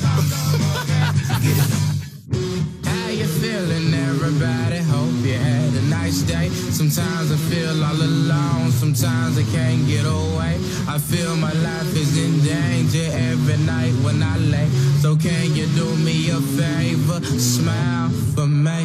Every night I on my knees I pray that everything will change and be okay. Packers, Eagles at 8:15, Monday on ESPN. More notable matchups today, including Michigan State at Penn State. Big game there in the Big Ten, 3:30 Eastern on ESPN. Also South Carolina at Clemson on ESPN. And Florida at Florida State, 8 Eastern on ABC. Of course, Auburn and Alabama as well at 3:30 Eastern. And a few weeks ago, we really thought this game was going to matter a lot, but instead, Auburn's come back down to earth a little bit. However, they still could deal Alabama their first loss of the year in Tuscaloosa. What's the key for the Tigers? It still matters. It's the Iron Bowl. It matters. A couple weeks ago, I thought there was a chance Auburn might be able to pull it off, but they've had some injuries they've had to overcome. But if they want to pull off the enormous upset, they've got to get their ground game going to take some of the pressure off Sean White's shoulders and to open up some play-action pass. Cameron Petway in the backfield is an absolute beast. Look at this, 600, 240 pounds, going head-to-head with a safety. He's going to run that person over every single time. And you've got Kerryon Johnson, who's not a bad option to go with as well. Check out the pulling guard. You've got a crackback by the wide receiver, and then you've got an up back to get out in front, too. Exceptionally blocking up front by the Auburn Tigers. They're going to need every bit of it. And, Danny, I've lived this as a linebacker, watching these guys running downhill, and then you set it up with the play-action pass. Sean White faking it to Kerryon Johnson, leaves the middle wide open for an easy pitch and catch. They can do that against Alabama, as you said. As long as they can establish that run game, it'll open up everything else for that offense. The last time a #1 Alabama team faced Auburn, it was the Tigers that emerged victorious. That great kick-six game back in 2013. We'll see if we'll get more drama this time around. You think Alabama's ripe for an upset finally, or no? No, they're too good. Nick Saban just doesn't. He avoids the letdown better than anybody. The SEC championship maybe, but not Auburn. But he said ripe for an upset. Right. Yeah, but are they going to get upset? No, it's not happening. Yeah, under Nick Saban, awfully tough task for Auburn. For Danny Cannell, Jonathan Vilma, I'm Adnan Burke. Enjoy the second half of your game coming up.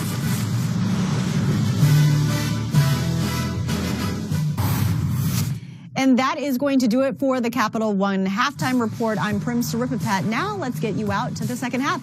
Enjoy the action.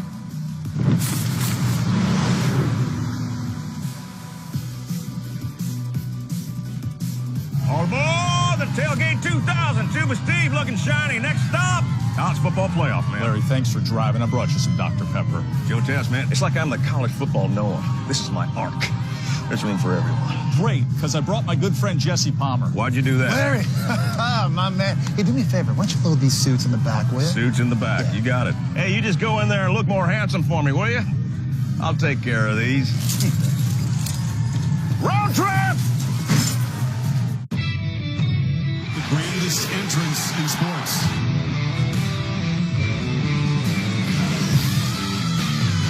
They are on the inside track for a playoff. Watson, that's a Clemson touchdown. These rivalry games, you truly do feel that emotion. South Carolina, Clemson, tonight at 7:30 on ESPN and streaming live on the ESPN app and watch ESPN. Wait a second. What are we doing? Now's the time on Sprockets when we dance. Hello, party people. Are you tired? Champion of the world. It's prime time now, baby. Now we will chop it up. That's what the kids say. Rejected. The champagne is flowing. We get that. When do we eat? His chili's running hot. Now is just put this whole thing on ice. I eat an entire bucket of chicken. Disgusting.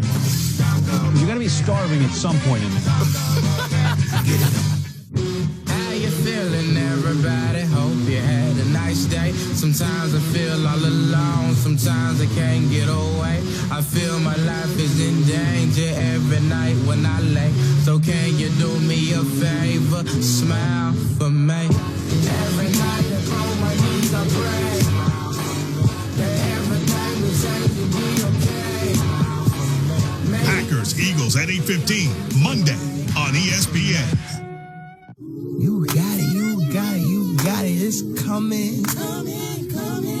So are you ready? Are you ready? Are you ready for your blessing? Are you ready for your miracle? Are you ready for your blessing?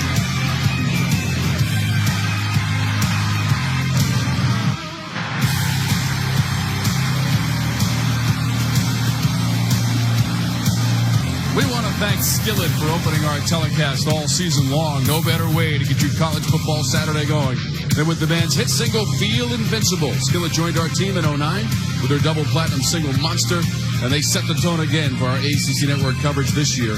So thanks to manager Zack and lead singer John Cooper and the band, and we thank Skillet for being with us all season long on the ACC Network. Before we kick it off in the second half, Tom and Dave here in Pittsburgh. And Dave, the Panthers efficient in the first half.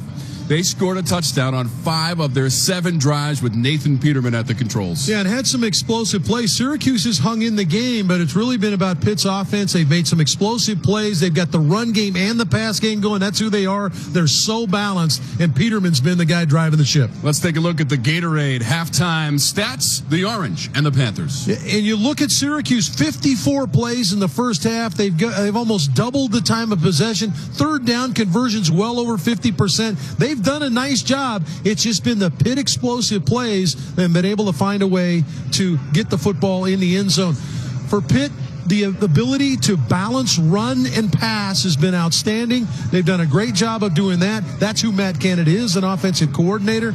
And as they continue to do that, let's go down to Roddy, who caught up with the coach. We're waiting on Coach Babers. He's getting a little bit of a chat with his kicker right now, but we'll get with him in just a second, Arch. Tom, you want to take it until we get Coach Babers?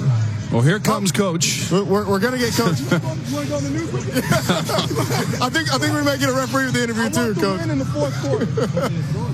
Coach, defensively, what do you have to do to get a stop?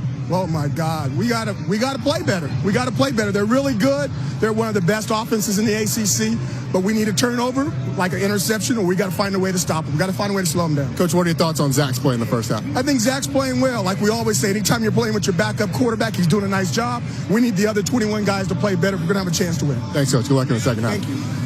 Tom? 22 of 30 for 187 yards for Zack Mahoney today. He's done an outstanding job of keeping Syracuse in the game.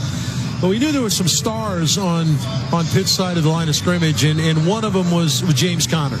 And James Conner's ability to do what he does. And he's even added another element. Everybody knows he can run the football. The support for James Conner off the charts, as you can imagine. He's an inspiration of the city, really anybody that watches college football. But he got things started early, a little bit of trick play, got the football to him in the pass game, and he goes over 1,000 yards with this run in the second quarter.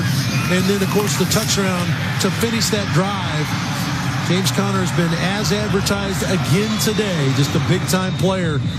Look at his total yards, over 100 yards, closing. He's gone over 1,000 for the year rushing and trying to notch another 100-yard game, maybe in a rushing game as well.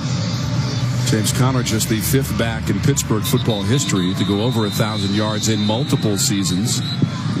Did it in 2014 when he was the player of the year in the conference, ran for over 1,700 yards.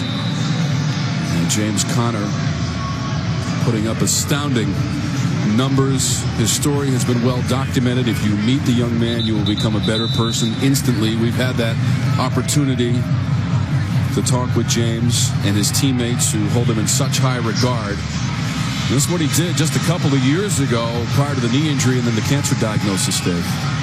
Yeah, and there was a sophomore season, and you thought, okay, coming into 2015, the sky's the limit. And all of a sudden, James goes down with a knee injury in the first game of the year. And then they diagnose him with cancer, and you think, wow, what a tough scenario. But he has never put his head down. He's continued to battle all the way through the rehab of the knee, and, of course, declared cancer-free last May. It is an amazing story of James Conner. Henderson. And out close near the 30-yard line for Quadri Henderson as we go down to Roddy.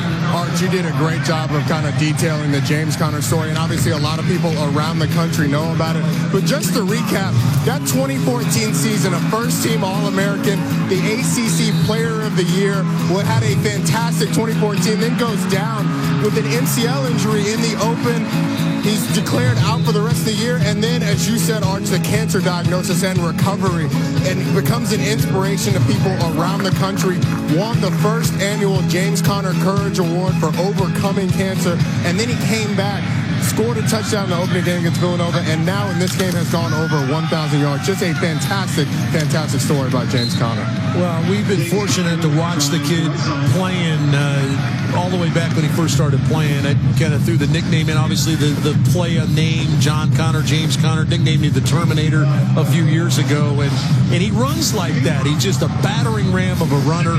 He's got a tremendous heart, and that's the part you can't ever measure is the heart of a man. And Roddy, it's amazing. It's almost, you can't say enough good things about the guy. You really can't. And he's a guy that Pat Narduzzi said, he told him that I'm glad this happened to me because it's an opportunity for me to tell my story. God gave me a platform to be able to affect other people, and I'm going to make the most of it. Well, he's certainly affecting this game in every way he possibly can, Roddy. Tom, we see him catching the football in the backfield now. He's already caught a touchdown. He has a rushing touchdown today. So in what possibly could be, and we don't know, and nobody does, Pat Narduzzi doesn't know, is this James Conner's final time to run the football here at Heinz Field? Only time will tell. 2 touchdowns on the day for Conner. 35 TD catch in the first quarter. 9-yard TD run in the second quarter. 55 career TDs now for Conner, and that's an ACC record. Peterman over the head of Henderson. Tom, it's fun to watch the wrinkles that Matt Canada's come up with all these different guys. He's got Weah, he's got Orndorff, he's got Conner, he's got Henderson. There's so many different guys they get the football to, and I know that, when Pat Narduzzi decided I got to go out and I got to find myself another offensive coordinator, as Jim Chaney went down to Georgia, selecting Matt Canada was a big-time win for him because they're a lot of fun to watch. 2nd and 10 for the Panthers. Conner. Very short gain for James Conner. And as well as Syracuse has moved the football now to get a defensive stop right here to get the ball back to their offense, I think that Syracuse and Dino Babers, you heard him talk to Roddy as he came out after the break. He's excited the way Zack Mahoney's playing. They're looking for a defensive stop here to get that offense back on the field. And really, that offense has been pretty good. 3rd and 9 for Pittsburgh. Opening possession of the second half. That pass too high. And then off a Syracuse defender. So incomplete from Peterman. And that's 4th down, looking for Matthews. Yeah, and that one's on Nathan Peterman. This is 6'4" Aaron Matthews coming to the inside. When you overthrew a 6'4" wide receiver, you have definitely airmailed it. And he knew, you could see him slap his hands. The freshman knew he was open in that area of the zone, and just a poor throw from Peterman. I've been able to say that much over the last 3 weeks for Nathan Peterman. Grizzly Esteem, the senior from Delray Beach, Florida, waits at his 15-yard line. Just the second punt of the day for the Panthers. And Esteem wants that fair catch. Makes it backtracking near the 8-yard line. That's a punt of 37 yards. Zack Mahoney, a couple of TDs, Dave, rushing. Yeah, and they've done a nice job with the short passing attack. They've taken what Pitt's give them. You heard Pat Narduzzi tell Roddy at the half, we're going to give them those short throws. Well, they've taken them and taken advantage of them. Here, Amba Etta-Tawo gets in the end zone on the little screen to the outside. And if they're going to continue to give Syracuse those shots, they'll take them and move the football down the field. You see how much he spread the ball around to a number of different receivers. That's 6 different guys have caught a pass. I would think that Pitt, as much as they said, hey, we'll let them complete those underneath, will probably tighten up a tad and not try to give those up as much. 22 of 30 for Mahoney. Those 22 completions. Career high for Mahoney. 3 yards on the rush. They got enough out of the run game. In fact, more than I think they probably could have hoped for, as they got 79 yards on the ground in the first half. This is a Pitt defense that only gives up 98 for the game. Strickland. Lambos and Bradley are in there for Pittsburgh. And that's another short gain. Deep in their own territory, trying to obviously want to be as aggressive as you can. Even though as well as Mahoney's played, you're still trying to protect the ball. Dino Babers looking on as his young quarterback Zack Mahoney trying to direct traffic. Now this is when Pitt has decided to come with pressure. Whenever they go to an empty set, they try to heat you up with more than you can block. 5 receivers set for the Orange. Intercepted. Dane Jackson to the end zone for the Panthers.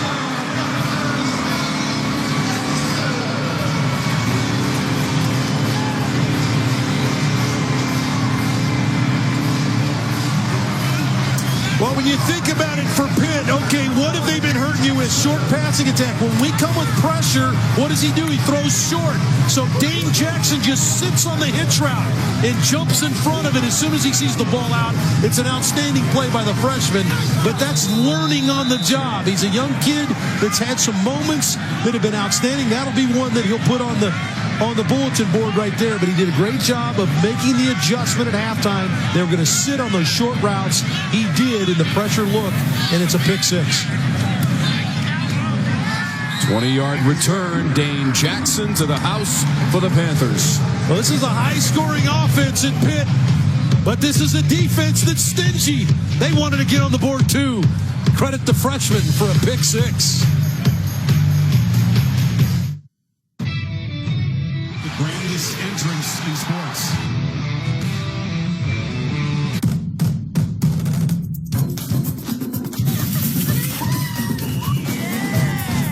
We all live for football, and we're headed to the playoff. Life is a sport. The Ford Escape. Be unstoppable. Most people know the 4 C's of a diamond. Now, Kay Jewelers brings you the newest C, chocolate. Levion Chocolate Diamonds. Only Levion, masters of jewelry design for centuries, makes jewelry with rare chocolate diamonds. Save up to 20% on select Levion styles with dazzling designs that she's sure to love. At Kay, the #1 jewelry store in America. Levion Chocolate Diamonds, for the sweetest thing in your life. Pressure, too many people to block. Guys are going to come off the edge. Dane Jackson is not going to backpedal. He's going to sit on the route. The young corner does not backpedal out, jumps the hitch route. He knows the ball's got to come out of Mahoney's hands quickly because of pressure, and he's right on it to make the play. That's learning on the job by Dane Jackson. And Bill Hillgrove has the call on the Panthers radio network. 3rd and 5. He gets a snap. He throws it. And the pass is intercepted. Walking to the end zone for the touchdown, Dane Jackson. 43rd year behind the mic, and he gets to call Dane Jackson taking it in. That's the 3rd interception return for a score for the Panthers this season. Remember, Dane Jackson had an opportunity earlier in the game, Tom, on a play where he decided to hit the receivers as opposed to jumping the ball. So, again, when you start talking about learning on the job, learning from your experience outside, he's had a lot of opportunities to play this year as a freshman, redshirt freshman, and nice play there. The little adjustment on the pressure, I'm going to sit on the route, makes the play. Strickland. Now, there was a personal foul penalty assessed to Syracuse and marked off prior to that first down play. By the way, the interception by Jackson, as the players go for a little back and forth, that interception by Jackson the first of his career. Well, Pittsburgh has dominated this series recently, Dave. They've won 3 in a row. All of the meetings with the teams as ACC members. 6 in a row at home and 12 of the last 14. Again, they give it to Strickland. There is no game. Yeah, trying to run the football. Maybe move the clock a little bit. I had a chance to talk to Dino before the game. I said, hey, did you think about maybe running a little bit more, maybe going a little bit slower? They said they considered it, but it's just not who they are. They're going to go fast, and so they've kept their tempo. 6 for 12 on 3rd down in the game for the Orange, working for their own 15, trailing 42-21. Here's the area they've had success is in the slot. Mahoney gets rid of it. Amba Etta-Tawo cannot squeeze it. 4th down, Syracuse, a flag on the play.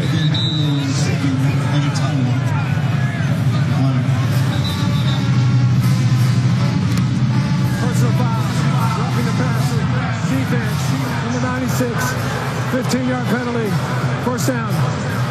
Tom, this was kind of brewing. There was a little chippiness between the two teams on the kickoff, and then it continued a little bit on defense. And it's Edwards who's going to get flagged for this, and he was in a little bit of a mix-up on the play prior to this, but just dips the head. And whenever you probably a late hit on the quarterback, anybody, as soon as you dip the head, you're going to get called for it. Complete to Ishmael near the 30, but that's only a yard as Bam Bradley closes quickly. Another senior being honored today, Dave. The emotion of senior day, playing your final game for your team in uniform on your home field. And a lot comes along with that. To Etta-Tawo, adjusting on it, broken up, but Stain Jackson. They are trying to handcuff Etta-Tawo. And Dane Jackson is a really cool story. This is a former dual-threat quarterback in high school. He is a redshirt freshman, so he's been around the program for a year, but he's gotten to play quite a bit because of some injuries on the outside. But he's doing a nice job of becoming a guy they may be able to count on for several years here. 5 receivers for the Orange on 3rd down. 3rd and 9 from their 30. Pressure comes. Mahoney goes down at the 20. Galambos was there. Taleni, number 94. And a sack. Looks like they brought Reggie Mitchell on the free safety blitz, too. Number 15 going to come on the blitz. He's going to be a part of the swarm of Panthers that are around the quarterback. Mitchell celebrates the senior. Loss of 7 on the play. Pretty good way to open the second half if you're Pitt's defense. Hoffrichter punts.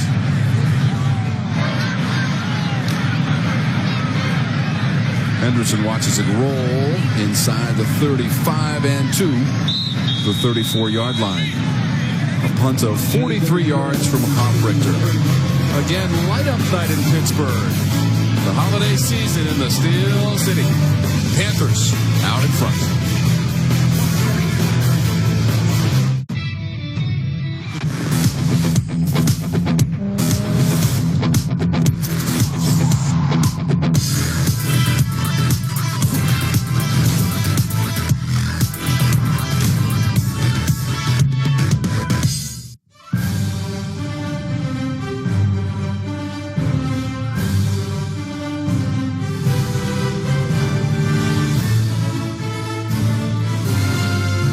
Tailgate Titan, show us. Let's do game day. There he goes. Beautiful throw. Touchdown, Clemson. The ACC mobile app. What a header. Presented by Outback. 42-21 ACC football presented by Mellow Mushroom, an Eastern football rivalry that goes back to 1960. Pittsburgh and Syracuse. Wow. Okay. Well, I know they had a nail-biter a year ago. They did. Chris Blewett was able to knock one through as time expired to win up at the Carrier Dome for Pitt. It's a 25-yard field goal for Blewett. And last time we were here, Dave, Blewett made a field goal at the end of the game for a victory against Georgia Tech. Connor. Henderson. Look at Henderson go. Quadri Henderson, just a race to the end zone. 66 yards.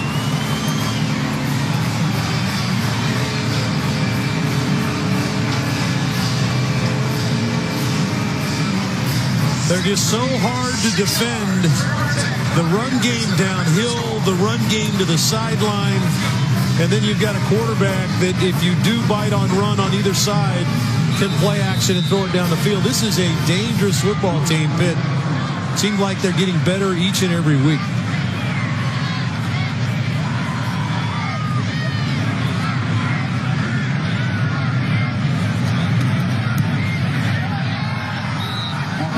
So with 8:59 to go in the third quarter, Pittsburgh got 49-21, and Henderson deserves to smile, running 66 yards to the end zone. Just the jet sweep. You're going to fake the downhill run to Connor, get a block there, just kind of a little chip block by Aston, the fullback slash halfback or H-back, and then Henderson, once he gets a crease, you can pretty much put the number on the board. Got great speed, one of the top kick returners in the country, and that's really what they try to do with him, is provide him an opportunity. Ronnie, what an explosive player. Yeah, he's an explosive guy, and he said that one of his favorite guys to watch is Tavon Austin. Said he pulls up Tavon Austin's college film from West Virginia and tries to emulate him. And you talk about a guy that was explosive in college. Tavon Austin's it. Quadri Henderson's not far behind the Orange. He is electric.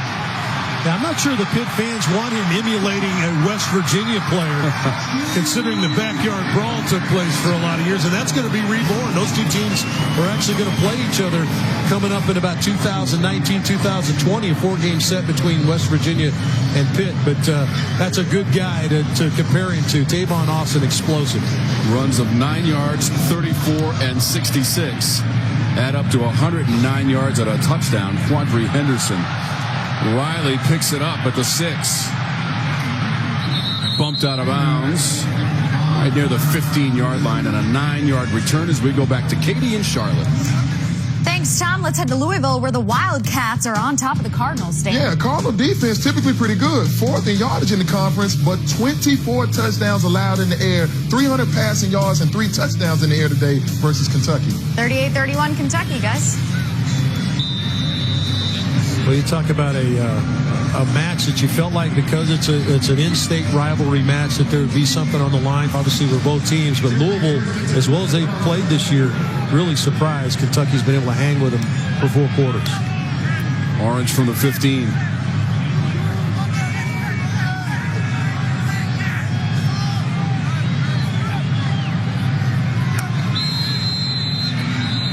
You heard the whistles. Delay a game. Offense, 5-yard penalty, first down. Pitt's done a nice job of switching things. We talked about Matt Cannon and how well they've done on the offensive side of the football. When you think about what Josh Conklin, the defensive coordinator for Pitt, has done, is they're mixing things up there as well. Coming with pressure. Now they're playing off in a zone, so they're trying to get the right call in to Mahoney. Just took a little bit too much time. Mahoney's pass is complete. Phillips outside. Irvin Phillips up the sideline and just into Pittsburgh territory at the 49. 41 yards on the play. Yeah, this is really the first time they've gotten a chunk play out of one of these short ones. It's just a jailbreak screen to Irvin Phillips in the slot. Esteem. Grizzly Esteem on the catch. About the 42 or so. Yeah, they're continuing to go where Pitt's given up the most opportunities, and it's been to the 2 slot receivers, Phillips and Esteem. Done a nice job of finding some running room. Mahoney has to run away and ultimately throw it away into the Syracuse bench area to Lenny with the pressure, the junior from Hawaii. Good to see Taleni back on the field. We saw him limp to the sideline, so good to see the big fella back on the field. He's had some injury issues. Mahoney did a good job of taking care of the ball there, didn't force into coverage. And I think that's the thing that's been as impressive as anything else about Mahoney today, is he hasn't forced the ball into coverage. Phillips and Esteem have combined for 13 catches. Little delay up the middle. Mo Neal. Look at Mo Neal go, and he is gone. An Orange TD of 42 yards. Boy, another missed tackle for Pitt in the hole. It was Strickland's touchdown run, was a missed tackle by Caprera, the linebacker. And this time, Mo Neal makes a Pitt defender miss in the hole again. going to step out of the block tackle right there. 2 tackles actually missed. And Mo Neal shows his speed. Puts Syracuse on the board again. Freshman from Gastonia, North Carolina, going 42 yards. Second rushing touchdown of the season for Mo Neal. Extra point was blocked. Cole Murphy's extra point is blocked by Pittsburgh. Mo Neal scored a TD on his first rush of the season. And then here against Pittsburgh, he takes it 42 yards for the score. And we'll be back after a word from your local ACC station. The grandest entrance in sports.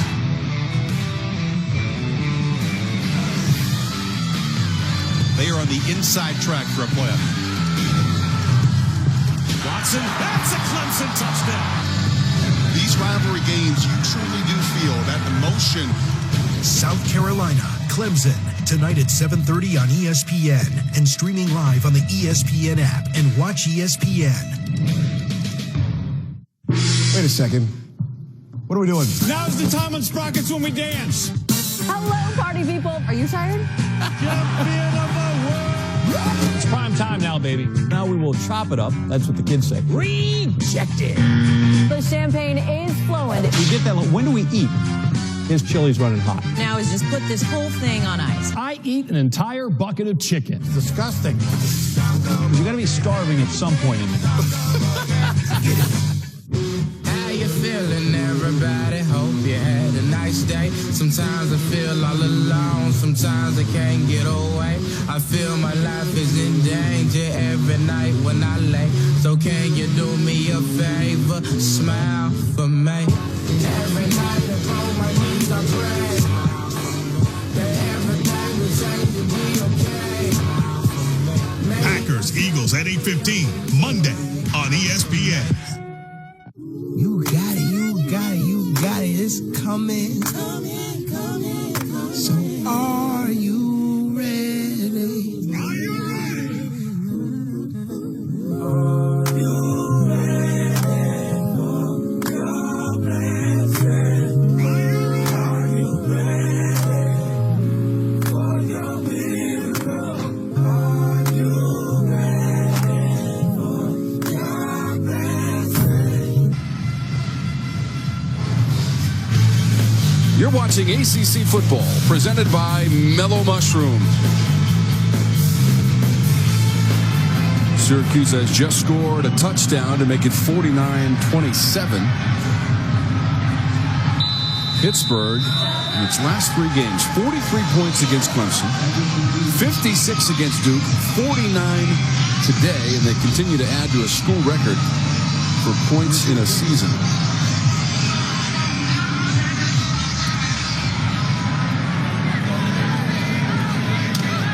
Henderson stretching the field, dragged down at the 22 or 3-yard line, 17-yard return. Tom, you want to run the ball against a 6-man box. You're going to get coverage. You're going to show draw, so that's going to get that guy out of there. So now this is the linebacker that's going to be unblocked that has to make the play. It's Cabrera. You're going to block 5 and make the back make one guy miss, and that's what Mo Neal does, is he makes Cabrera miss, who's got to be that extra guy to make the tackle. And Mo Neal shoves it in the end zone. Nice job of taking advantage of the numbers advantage. That's what you get from the sideline. When a team looks to the sideline to look for a call, how many do they have in the box? Can we get a block? Career-long run for O'Neal, who is a freshman. His first carry of the season against Colgate. Took it in for a touchdown. So he's got 2 rushing touchdowns on the season. French. Again. It's the same play. Same path as Henderson. French around a block. Into the end zone. Maurice French.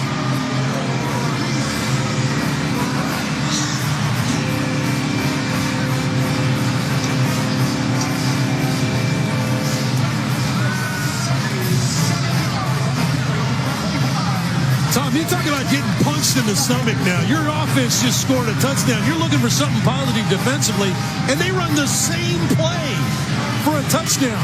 Aurelio Oaks goes all the way for a touchdown, with the escort from the big fella. And they just keep coming at you. You talked about their scoring, how much they've scored over the last couple of weeks. It's just waves coming at you.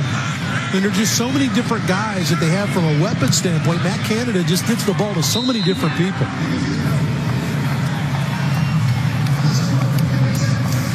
This is the same play we just saw Henderson run, but what guy I want you to watch for is big number 70, Brian O'Neill. He's going to lead all the way down the field, the big fella. How about that, Roddy? How about that escort? There's nothing better than a convoy going in the end zone because George Ashton's down there as well. Escorting Bridge into the end zone, that's a great feeling when you know you have a blocker out in front in the open field. I mean, it is just fantastic. Well, Brian O'Neill has 2 touchdowns himself on the year. He's a former tight end. Well, you can see why the athleticism, that's a kid that's coming back next year.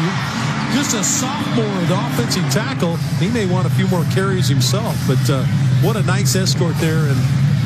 And just it's the same play, Tom. They just ran the same jet sweep play off a fake through the middle. Just a different guy carrying the football. In French, I said Aurelio Lopes. It was French, the freshman, Maurice French, that was the guy that took it all the way to the house. But, wow. You know, it's the old adage back in Woody Hayes' day. He says, if it ain't broke, don't need to fix it. Just keep running it.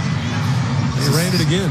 Second TD rush of the season for French, who went 77 yards. And career long for him, too, for the freshman. This is Riley, a yard deep. Taken down at the 17.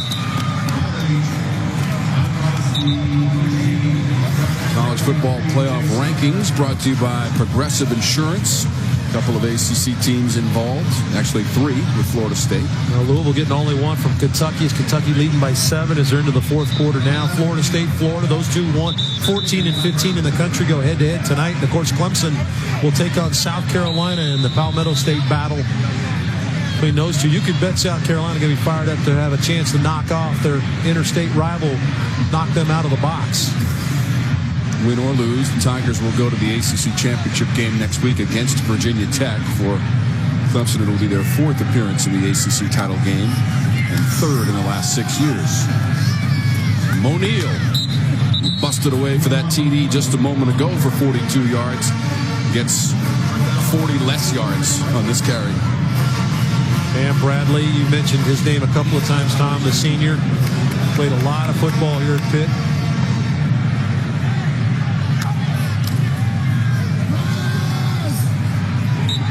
It's Neal again.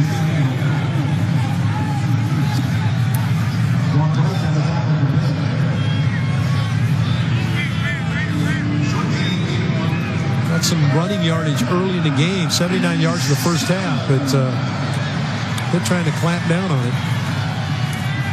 3rd and 7.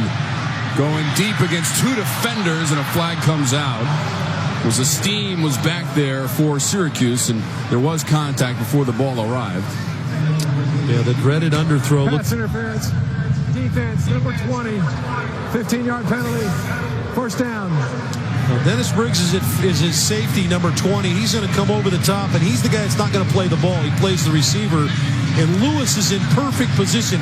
I'll tell you what, Ryan Lewis has played really well today. Briggs gets the penalty. Lewis is in perfect position to defend that play. He's done a really nice job on the post route, and Briggs just lost where the ball was and subsequently lost where the receiver was as well. Big penalty. 1st and 10 for the Orange. Mahoney's pass too high for Steam.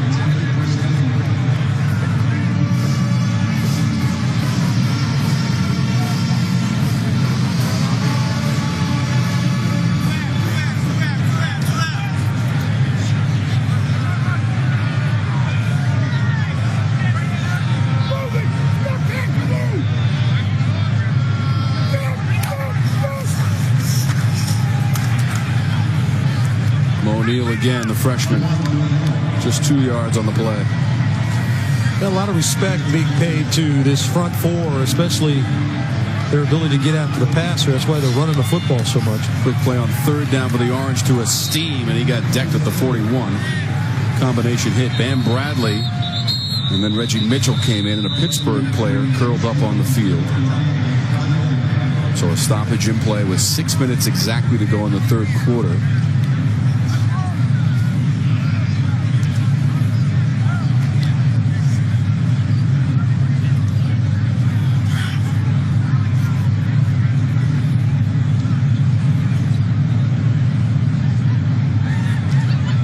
Pat Narduzzi's talked about how fun it has been. It's Roy Blair, the defensive end, the junior, gets up and come off the field. Pat Narduzzi, who's out there looking at his player, has talked about how fun this has been for him this year, coaching this team, because there's been some change on offense. They got a lot of senior players. This is his second year here, and they're getting guys to buy in to what's going on. And he said that the senior class that's going to graduate this year has been huge for him to get his foothold here at Pitt. They're having an outstanding recruiting year this year at Pitt. This is the team that's got a bunch of young players coming back. They've got a little something brewing here in Pittsburgh. Henderson waits for the punt at his own 21-yard line from Hofrichter. He's going to bounce at the 31, take a Syracuse roll inside the 10, and stop by the Orange at the 7, a 52-yard punt from Sterling Hofrichter. Let's take a look at what you, the fans, are saying on the Mellow Mushroom tweets up. After all that, huge congrats to Coach Fuente and his team going to the ACC Championship game. Congrats to the coach. Coach Fu, and they are laying the wood to the Cavaliers today. Hokies are dominating the Cavs. And what a story James Conner did. Well, something we should all keep in mind when we think we can't do something truly amazing. By the way, Mellow Mushroom wants to give each of these fans $100 in pizza. Congrats. Look out for a Twitter message to claim your pizza. Henderson. Let's go back to our Charlotte studios. Thanks, Tom. Let's head to Athens in the final minute of play. A huge one for Georgia Tech. Throwback to the quarterback. Quarterback's covered Quay seriously on a run score for the Georgia Tech Yellow Jackets. He gets it in there. He makes you stop and think. Final minutes as time is winding down. 28-27 Yellow Jackets. Oh, my goodness. We've got a guy down the sidelines that can barely contain himself right now. Roddy Jones, former Georgia Tech running back, and this is a big day whenever you get a chance to play the Dogs. Darren Hall on the carry, a sophomore from Youngstown, Ohio. He got 4. Yeah, and I would think that, so much time left in the game, Tom, that you're going to continue to stay with your offense. As much as Syracuse has shown some explosiveness, you just try to continue to score points. I mean, I don't think you can't necessarily take the air out of the ball here with 4 minutes to go in the third quarter. I think Matt Canada just keep running his offense.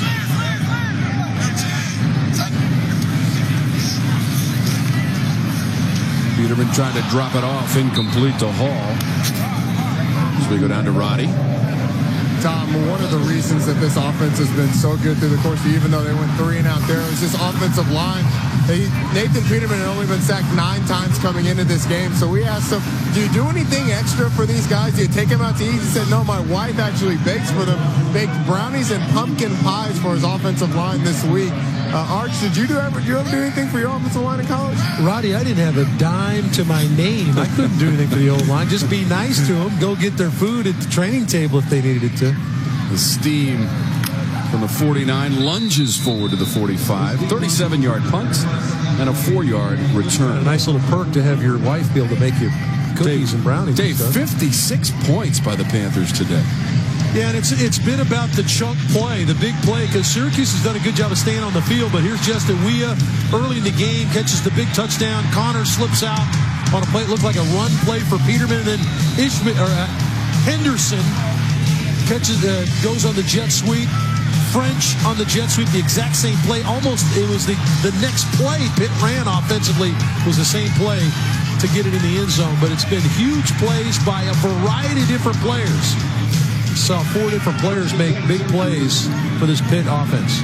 Henderson's play was 66 yards. French right behind him, 77 yards. That pass in tight quarters to Irvin Phillips for 5 yards. I think I've done it a couple of times now. If I call Quadre Henderson Ishmael one more time, I know he's a Syracuse guy. Yes, you got to punch him in the head. He's a classmate of mine at Syracuse. Pass complete to Phillips again. He keeps piling up the catches. That's now 9. And that's not a surprise. First game of the season against Colgate, Irvin Phillips had 14 receptions to tie a school record held by the great Art Monk. Yeah, and those two guys have really done a nice job in that slot area. They faked it to Neal. Esteem adjusts, and he's got it. Yeah, underthrow on purpose here. Saw man coverage. Mahoney really making some nice decisions with the ball. This is a purposely underthrown ball. He realizes Grizzly Esteem is looking back, gets him the ball. Now, they've gotten a lot of mileage out of this 3 into the boundary because Pitt has played zone coverage, and they've been able to get the ball to Phillips along the sideline. See if they get back to that again. Pitt showing zone to the boundary here. Mahoney. Phillips taken down. Bam Bradley said no more of that. I'm going to throw the ball in my area in this short side of the field. Bam Bradley, the senior linebacker, just beats the block of Grizzly Esteem and gets on Phillips before he can really ever get started. Esteem was not all that interested in a piece of Bam Bradley. That's Esteem gets crunched between a couple of players inside the 15. Dane Jackson and Reggie Mitchell provide the contact.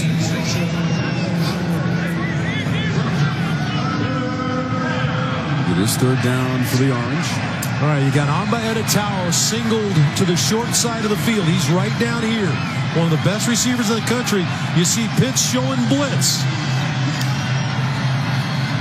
Here comes the pressure. Mahoney had to get rid of it. It is caught. Etta-Tawo down the sideline, and Etta-Tawo's in. He just waltzed his way into the end zone for the Orange for the score for Etta-Tawo. Well, first of all, what an amazing play by Mahoney to get him the ball because Pitt comes with a sellout blitz. Zero coverage. And Amba-Etta-Tawo is just waiting. Can you get me the ball? And Mahoney does. Little stutter step move there. He got a little bit of a block on the perimeter. Let's see how much help he gets right here. Ishmael just kind of got in the way. I think that they were hoping that maybe there was a flag on that, but I don't think Ishmael did anything out of the ordinary there. And nice play by the big timer, Amba Etta-Tawo. Dave, did you see a slight hesitation on the sideline to throw Dane Jackson just for a moment? Threw a little dead leg on it. He did. The old dead leg move. I know it's a big one of yours. Yeah, that's his second receiving touchdown of the game for Amba Etta-Tawo. And now 11 for the season. All right, well, end of the season. Time to give out some awards. These are my picks. By the way, a very close second behind Justin Fuente has got to be Pat Narduzzi as far as Coach of the Year. But Fuente taking his team to the championship. And Lamar Jackson, he broke the touchdown responsibility record this year. Anything else you want to talk about on your selections? Go ahead. Dave, go ahead. I think we pretty much agree on Lamar Jackson, but I think that this kid right here, to me, is a star in the making. Micah Kaiser made every tackle for Virginia, it seemed like, this year. And Roddy, when you look at what you selected, we were pretty close in the same selections. Yeah, we were, but I went with Juan Price for Defensive Player of the Year, the Pitt defensive end. He's one of the tops in the conference in both sacks and tackles for loss. He has had a fantastic season, and it's one of the reasons why Pitt's been so good on defense. So I went with him for Defensive Player of the Year. That ball's going to go out of bounds again. It's the third time Syracuse has kicked the ball out of bounds. Free kick out of bounds. Kicking team. The ball in place at the 35-yard line. First down. Dave, we also have a minor tradition here at the ACC Network. Minor. Actually, this is a major tradition. Yeah, it is. That is Craig Thornburg working in our truck. And that award is the Rooster Award. That is representative of our most valuable player during the course of the season. Yeah, Craig does an amazing job. We got a number of people that are on our crew. We get the easy job. Roddy, Tom, and I have the easy part of it. We've got a phenomenal crew. Razzle dazzle. O'Neal throws it to somebody on the sidelines. The pass was complete. Yeah, but it's a good decision. It's a good decision, though. I mean, who'd have thought that a tackle is going to make a good decision. It's covered down the field. He doesn't force it into coverage. Now, he scored on this play down on the goal line. Now they're going to throw it. See, his guy's covered. He says, you know what? I'll minimize the damage and throw the ball in bounds. How about the setup here now? Going to set his feet. Good delivery. Good tight spiral. I'll tell you what, this guy, you talk about a talented guy now. When we were here for the game against Georgia Tech on their first series, they lateraled it to him, kind of a pass in the flat, and O'Neal took it to the end zone. That's Weah. You know, Rowdy talked about Jester Weah earlier in the game and about how they had to, when Matt Canada came in, he was looking for a guy to step up. One of those Syracuse players still down on the field. Take a look at him. That might be cramps more than anything else. Hopefully that's nothing more than that. 28 is Christopher Frederick. Well, we have a second. We'll send it back to our studios and Katie with them. Louisville was trailing at this point, so who do you call? You call Lamar Jackson. Yeah, he runs his own read, and he keeps it right here. Not that hard, down the field, doing what he does, which sets up this. Let's run the same play again to the other side. I'll keep it and get another familiar territory. Oh, stretches it out. 157 yards, 2 touchdowns on the ground. Tie game, guys. 1,016 yards of offense combined between Kentucky and Louisville. Pretty good day. Pretty good day by both those offenses. And good to see Frederick, the freshman. It's like he's getting over the sideline pretty much under his own power. Dino Babers comes out to take a look and make sure he's okay. Dave, here at Pittsburgh, we have over 850 yards combined by the teams, and there's only 1:31 to go in this quarter, but the fourth is straight ahead, and 56-34. Pittsburgh in front of the Orange.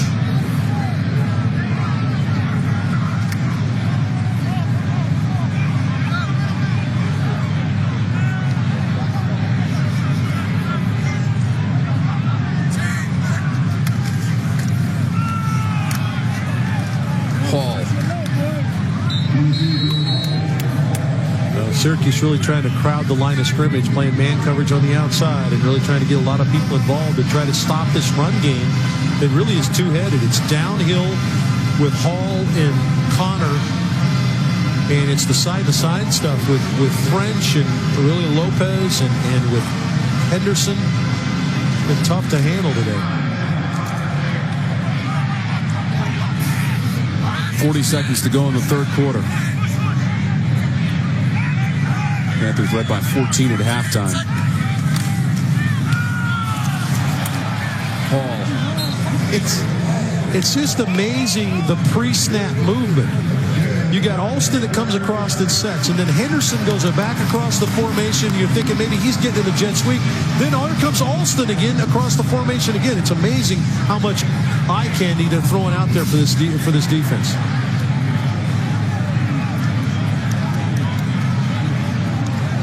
Final seconds of the third quarter. James Conner and his Pittsburgh teammates have a 56-34 lead, trying to send the seniors out with a win. 15 minutes to go on the ACC network here at Heinz Field, and the Panthers lead the Orange, the fourth straight ahead.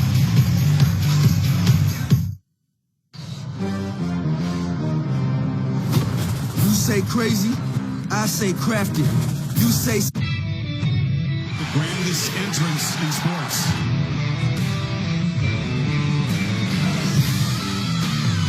They are on the inside track for a playoff. Watson, that's a Clemson touchdown. These rivalry games, you truly do feel that emotion. South Carolina, Clemson, tonight at 7:30 on ESPN and streaming live on the ESPN app and watch ESPN. Wait a second. What are we doing? Now's the time on Sprockets when we dance. Hello, party people. Are you tired? It's prime time now, baby. Now we will chop it up. That's what the kids say. Rejected. The champagne is flowing. We get that. When do we eat? His chili's running hot. Now is just put this whole thing on ice. I eat an entire bucket of chicken. Disgusting. You got to be starving at some point in there. How you feeling, everybody? Hope you had a nice nice day. Sometimes I feel all alone. Sometimes I can't get away. I feel my life is in danger every night when I lay. So can you do me a favor? Smile for me. Every night upon my knees I pray that everything will change to be okay. Packers, Eagles at 8:15, Monday on ESPN. You got it, you got it, you got it. It's coming. So are you ready? Are you ready? Are you ready for your blessing? Are you ready for your miracle? Are you ready for your blessing? Now in theaters. How do you get your tattoos? From Nanya. What's Nanya? Nanya Business. Dwayne Johnson is Maui. We have to save the world. Auli Cravalho is Moana. I just did that. Disney's Moana is another Disney masterpiece. It's absolutely perfect, flawless, and USA Today raves Moana rules. Are you afraid? No. Oh, come on! Disney's Moana, now in 3D, rated PG. The grandest entrance in sports.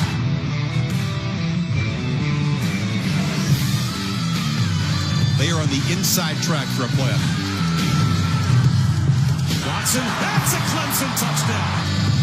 These rivalry games, you truly do feel that emotion.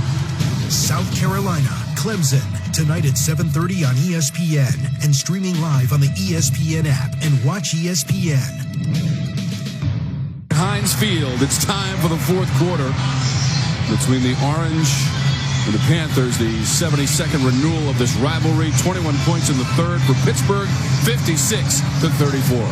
Well, just big plays for Pitt has really been the story. Pitt's punted 3 times today, where Syracuse has had to give the ball back 6 times. And when you start talking about a high-scoring game like this, it's can you keep control of the ball and find a way to put points on the board? Pitt's done that, and Syracuse does not. 484 total yards for the Panthers as we start the fourth. Peterman the handoff, Hall the carry. Just one. Our third quarter stats are brought to you by Tums. Well, this stat right here is the one that sticks out to me. 11 yards per play for Pitt. That'll give any defensive coordinator an upset stomach. And it certainly has for Syracuse. They've done a nice job of being workmanlike. 5.4 yards a play, not bad, but they've ultimately been stopped and had to punt the football away. You see 5 of 8 on third down for Pitt as well, but that 11 yards per play has just been tough to overcome for Syracuse.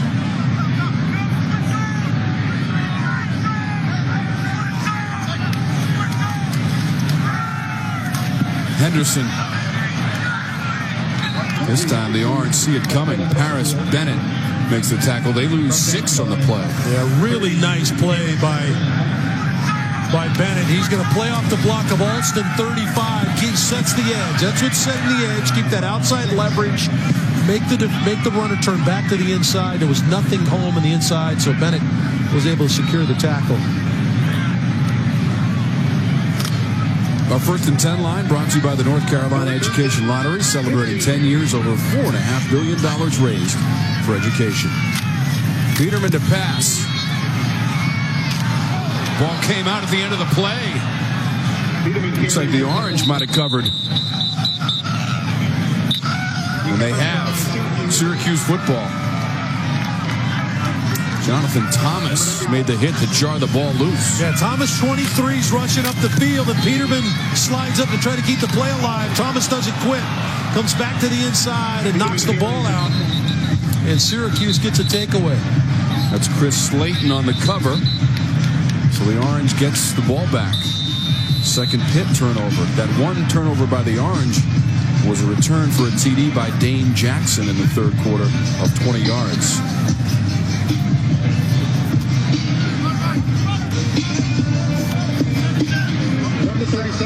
Zack Mahoney and Syracuse with the football from the 37. Strickland breaks away from the first contact. Dragged down Around the ankles by Ryan Lewis, but he got 6. Boy, nice run by Strickland. Talk about breaks away. He broke Odogwu's ankles with that little move to the outside.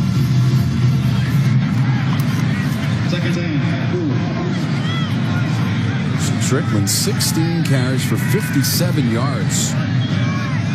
2nd and 4. Mahoney. He's got the first down near midfield. Check in with Roddy. Well, Tom, we often talk about the adversity that players have to go through. We don't talk about the adversity that coaches have to go through often. Back in 2002, when Dino Babers was the offensive coordinator for Texas A&M, R.C. Slocum, the head coach, actually demoted him after the 3rd game, took away the play calling duties, and he said when we talked to him that you have to let a lot of water to go under the bridge and be the guy sitting in that chair to understand why the decision was made, but it made him a better football coach, gave him a better understanding and a better appreciation for everything that he gets in this business. So the guy that's gone through a ton of adversity, so this Syracuse rebuilding job will not be something that gets him down. Yeah, just nothing that seems too big for this guy. Did a great job in his previous stops, obviously coming over from Bowling Green most recently, but you can tell that he's got a real plan for Syracuse football. They're having, again, a really good recruiting year. They're excited about what's coming up. Mahoney's pass complete to Esteem. That's going to be a first down, 12 yards. Looks like Amba Etta-Tawo. Amba Etta-Tawo on the catch. He got 10 yards. That's his 10th catch. 27. Again Etta-Tawo. And he's inside the 20. They're doing a nice job of keeping the short passing game involved with a little bit of the run game. This is as good a mix as they would like, but a couple of guys down. Etta-Tawo late getting up. A couple of Pitt players still down on the play.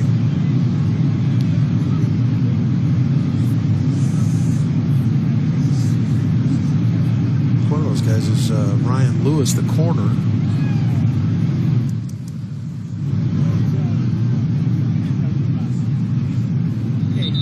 Number 4 is also Ben Bradley. They'll attend to those players, and we'll take a break.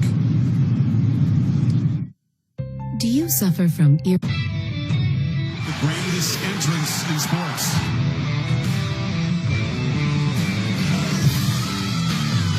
They are on the inside track for a playoff. Watson, that's a Clemson touchdown. These rivalry games, you truly do feel that emotion. South Carolina, Clemson, tonight at 7:30 on ESPN and streaming live on the ESPN app and watch ESPN. Wait a second. What are we doing? Now's the time on Sprockets when we dance. Hello, party people. Are you tired? Champion of the world. It's prime time now, baby. Now we will chop it up. That's what the kids say. Rejected. The champagne is flowing. We get that. When do we eat? His chili's running hot. Now is just put this whole thing on ice. I eat an entire bucket of chicken. It's disgusting. You got to be starving at some point in there. How you feeling, everybody? Hope you had a nice day. Sometimes I feel all alone. Sometimes I can't get away. I feel my life is in danger every night when I lay. So can you do me a favor? Smile for me. Every night upon my knees I pray that everything will change and be okay. Packers, Eagles at 8:15, Monday on ESPN. You got it, you got it, you got it. It's coming. So are you ready? Are you ready? Are you ready for your blessing? Are you ready for your miracle? Are you ready for your blessing? ACC football was brought to you by your local Toyota dealers. Toyota, let's go places. By Progressive Insurance. By Coke. By Tire Pros. And by Mellow Mushroom, a higher order of pizza. Tony Dorsett, the Heisman Trophy winner. In 1976, part of his offensive line, John Pelusi, right in the middle. He was a center on that 76 team. He was the honorary captain. Mahoney up the middle. Zack Mahoney scores for Syracuse.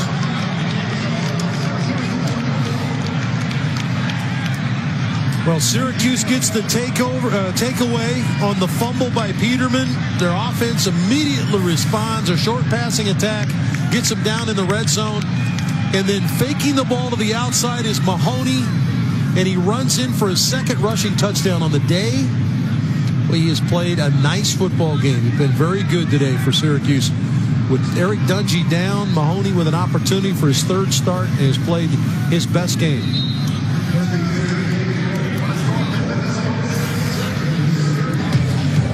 When you get a takeaway, what are you trying to do? You're trying to cash it in. And Mahoney is the money man. He scores and trims the lead. The greatest entrance in sports.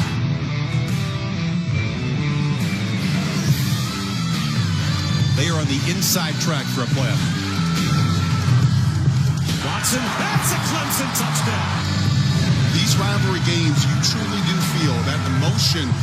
South Carolina, Clemson, tonight at 7:30 on ESPN and streaming live on the ESPN app and watch ESPN. Wait a second. What are we doing? Now's the time on Sprockets when we dance. Hello, party people. Are you tired? Champion of the world. It's prime time now, baby. Now we will chop it up. That's what the kids say. Rejected. The champagne is flowing. We get that. When do we eat? His chili's running hot. Now is just put this whole thing on ice. I eat an entire bucket of chicken. Disgusting. You got to be starving at some point in there. How you feeling, everybody? Hope you had a nice day. Sometimes I feel all alone. Sometimes I can't get away. I feel my life is in danger every night when I lay. So can you do me a favor? Smile for me. Every night on my knees I pray that everything will change and be okay. Packers, Eagles at 8:15, Monday on ESPN. You got it, you got it, you got it. It's coming. So are you ready? Are you ready?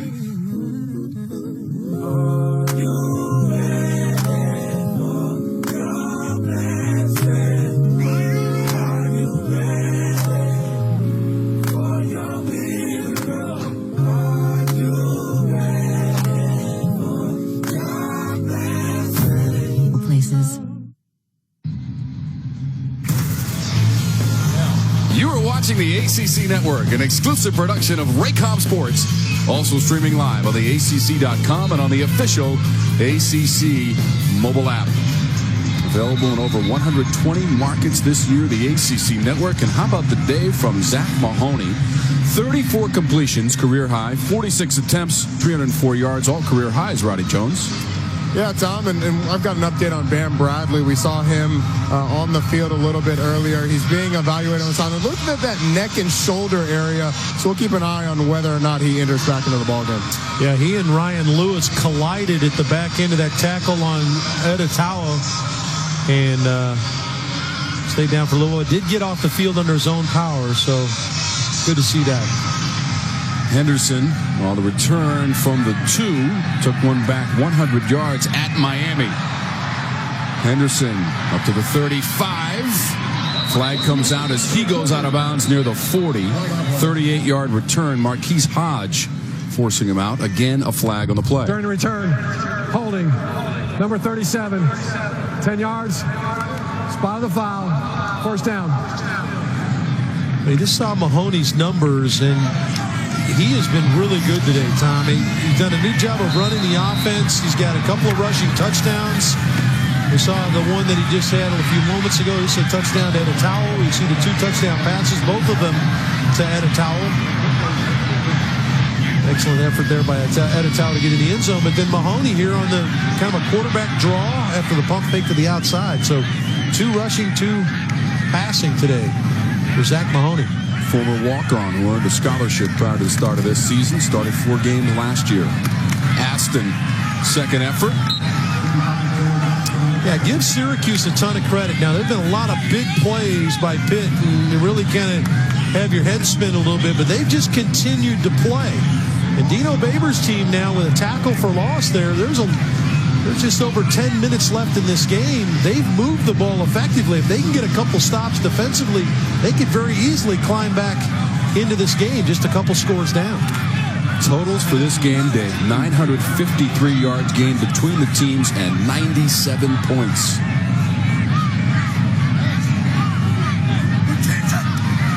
Second and long, Pittsburgh. Connor spins past the 20-yard line. He got 2. Well, Syracuse is forced third and long here now, Thomas. Is third in a long 11, almost 12 yards. They've made a point of taking away that jet sweep over the last couple series. They were burned with 2 big, long touchdowns, and they've taken that away.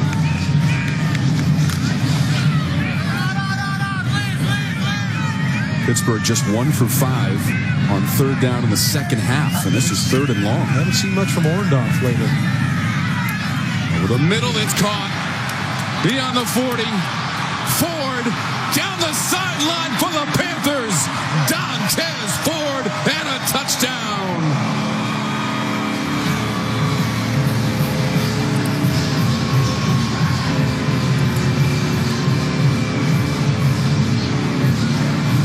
Tom, this play is a microcosm of what the game has been today for Pitt. They're stopped up here. It's 3rd and 12. Great protection. Find Dontez Ford wide open over the middle, and then just the great speed. Another explosive play for Pitt. And now waiting for an extra point to put 63 on the board. Syracuse did everything they needed to do the first 2 plays of that series and just cannot make the play on third down. Another explosive play by this Pitt offense. And somebody different. It's Dontez Ford this time. We've seen a number of people score. Peterman with all day to throw. He decides to dial up the senior. It's Dontez Ford. And Pitt scores again.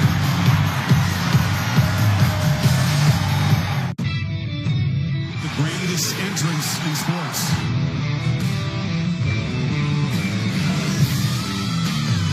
They are on the inside track for a playoff. Watson.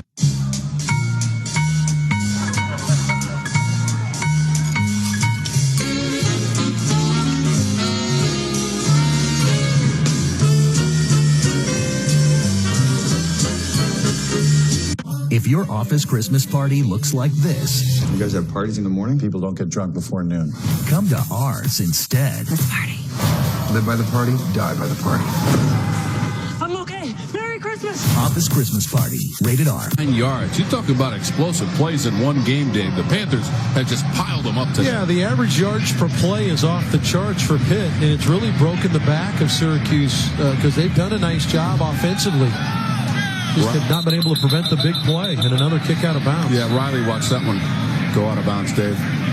All right, let's go back to our Charlotte studios. A thriller, Kentucky and Louisville. A tied game in Louisville, Tom, and the Cards going in for the score here, Stan. Guys, Lamar Jackson trying to do a little too much. Think about Heisman polls instead of ball possession. Puts it on the ground. Sets up this, Coach. Kentucky drives it down. Kentucky kicker Austin McGinnis, 47-yard field goal for the win. 41-38. The Kentucky Wildcats beat up on Louisville.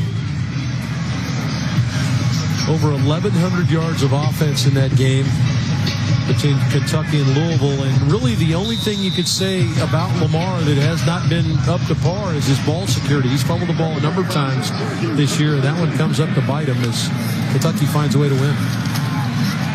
Mahoney avoids the traffic. Got it away, Ishmael. Up near the 42 or 3. Steve Ishmael got 7 yards on the catch. Ishmael had not seen a whole lot of action in the last two games, had not made a catch in the last 2 games, but he's got 6 today for the Orange. He's a junior from Miami, Florida. Biggest game of the season for Ishmael came against Boston College with 108 yards and a TD. Strickland should have first down yardage beyond the 45.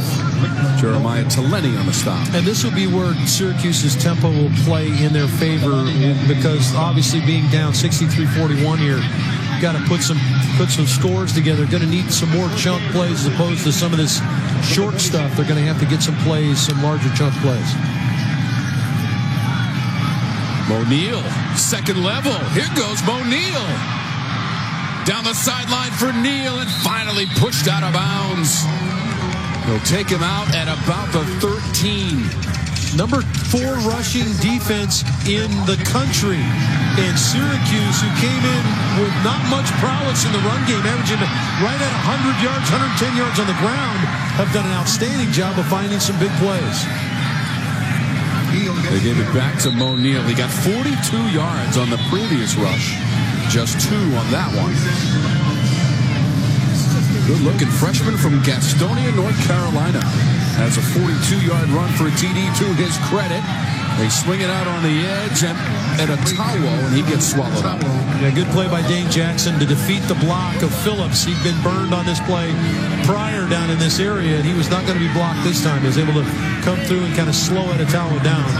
So you got a number of Panthers in on the tackle.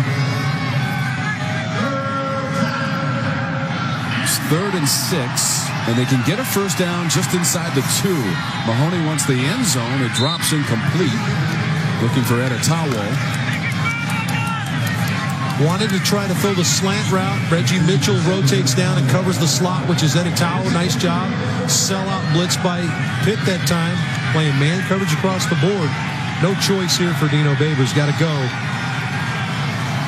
Let's see if Pitt comes with pressure again. And they are. They're coming. Mahoney releases, and it's caught for a touchdown. Etta-Tawo on 4th down in the end zone for the Orange. Well, it's man coverage across the board, so you got a covering whether he goes inside or out. And it's Dane Jackson, the freshman, draws the assignment of one of the best receivers in the country. Playing outside technique. He's playing it almost like he's got help to the inside, and he didn't have any. I'm not sure Dane Jackson knew what the call was there, because he just gave away the inside break to Etta-Tawo, and a good throw. It's 3rd on the day for Zack Mahoney. So now 12 receiving touchdowns on the season for Amba Etta-Tawo, the senior. Etta-Tawo with a catch, backs into the end zone for the Syracuse score. And we'll be back after a word from your local ACC station. The greatest entrance in sports.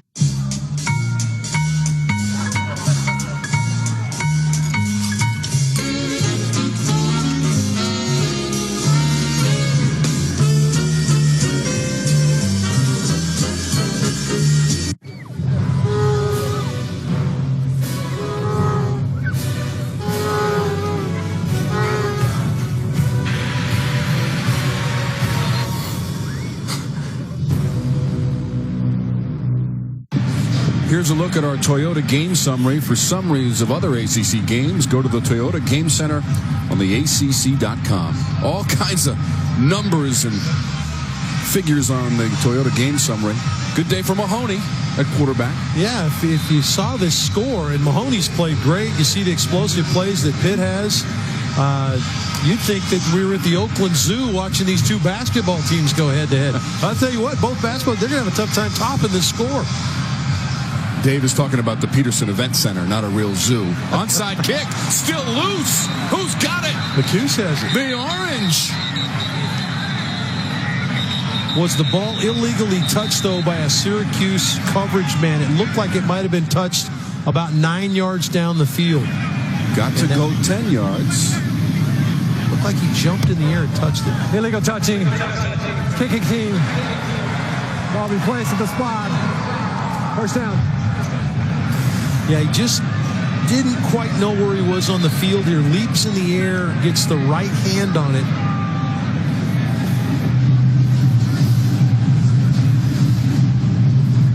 Yeah, right there is the illegal touching. And that immediately, it's a dead ball at that point.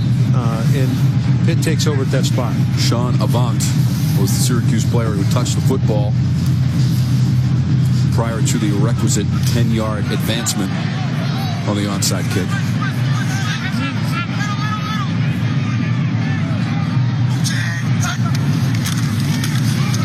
James Conner. 3 yards for James Conner. Our Duluth Trading Company hardest working player is number 24 in blue and gold, James Conner. Yeah, you can't pick anybody else than James Conner. He's that blue-collar guy that pounds you in the run game. He's made some plays in the pass game as well. 120 yards of total offense. And I would think going to get a steady diet of James Conner here. This big offensive line trying to come off the ball, and Syracuse trying to swell up against him and stop the run. Through the left side, Conner makes a move, and Conner inside the 10. James Conner finally tracked down by Coleman. That should put him close to the 100-yard mark. I think it puts him just over 100 yards. Conner got an excellent lead. When they really need the bread and butter run, now they can run it both sides. When they go bread and butter, they go in behind Biznawadi and behind Dorian Johnson. Left guard, left tackle. Those two big seniors on that left side. That's kind of the bread and butter spot for James Conner. 34 yards on the previous play. They want to give it to Conner again. Trying to bounce it outside with his stiff arm.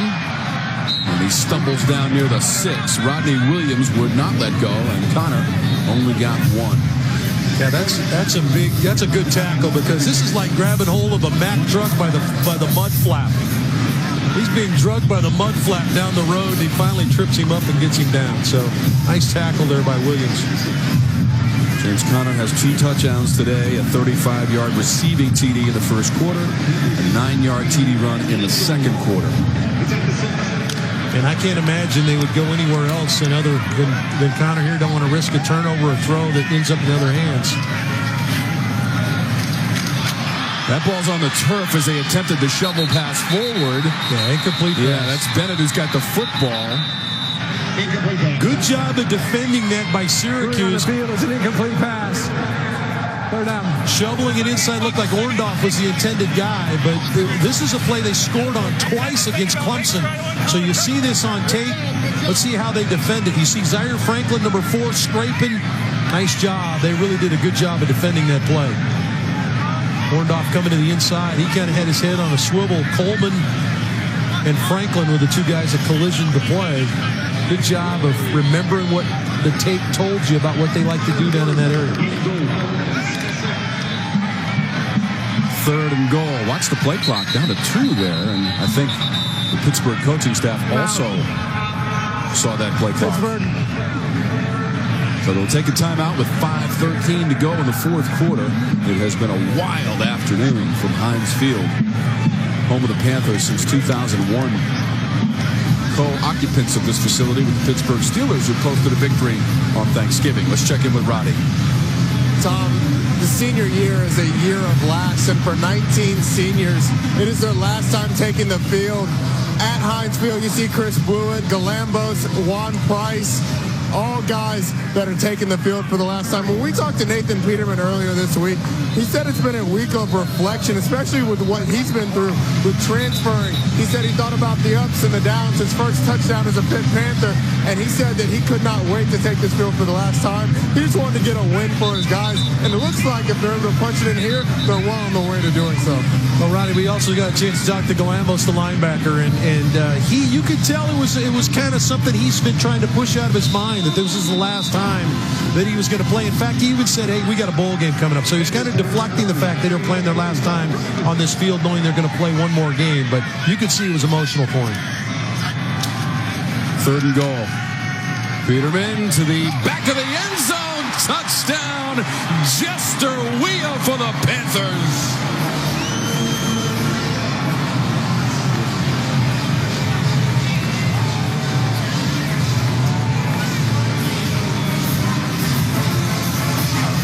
Just a nice job on the drive, featuring Conner with the bludgeoning running game. And then on 3rd down, when you need a play, you get really good protection.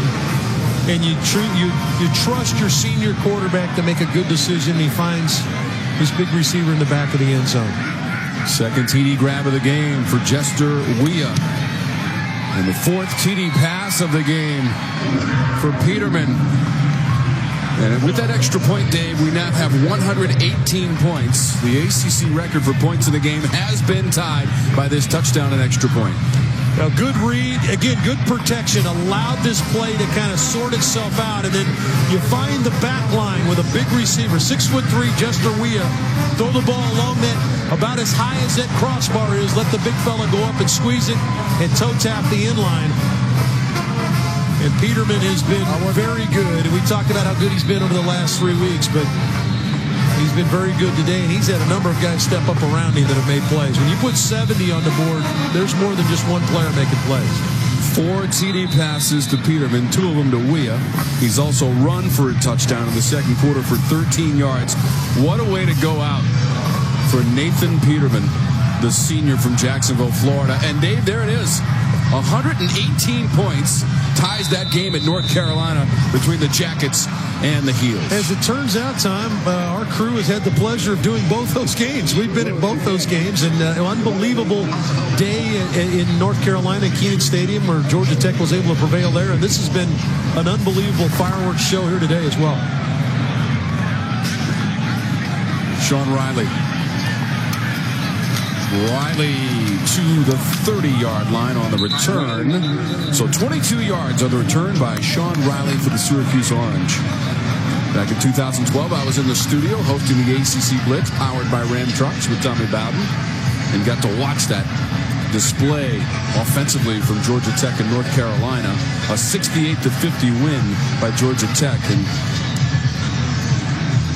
Kyle Kleinberg is the player favoring his left leg as he hops off the field on that special teams return. This will wrap up the regular season and the year for Dino Babers. In his first year was at Bowling Green in Eastern Illinois as head coach for 2 years apiece, and coached in 4 bowl games in his time at those 2 respective schools.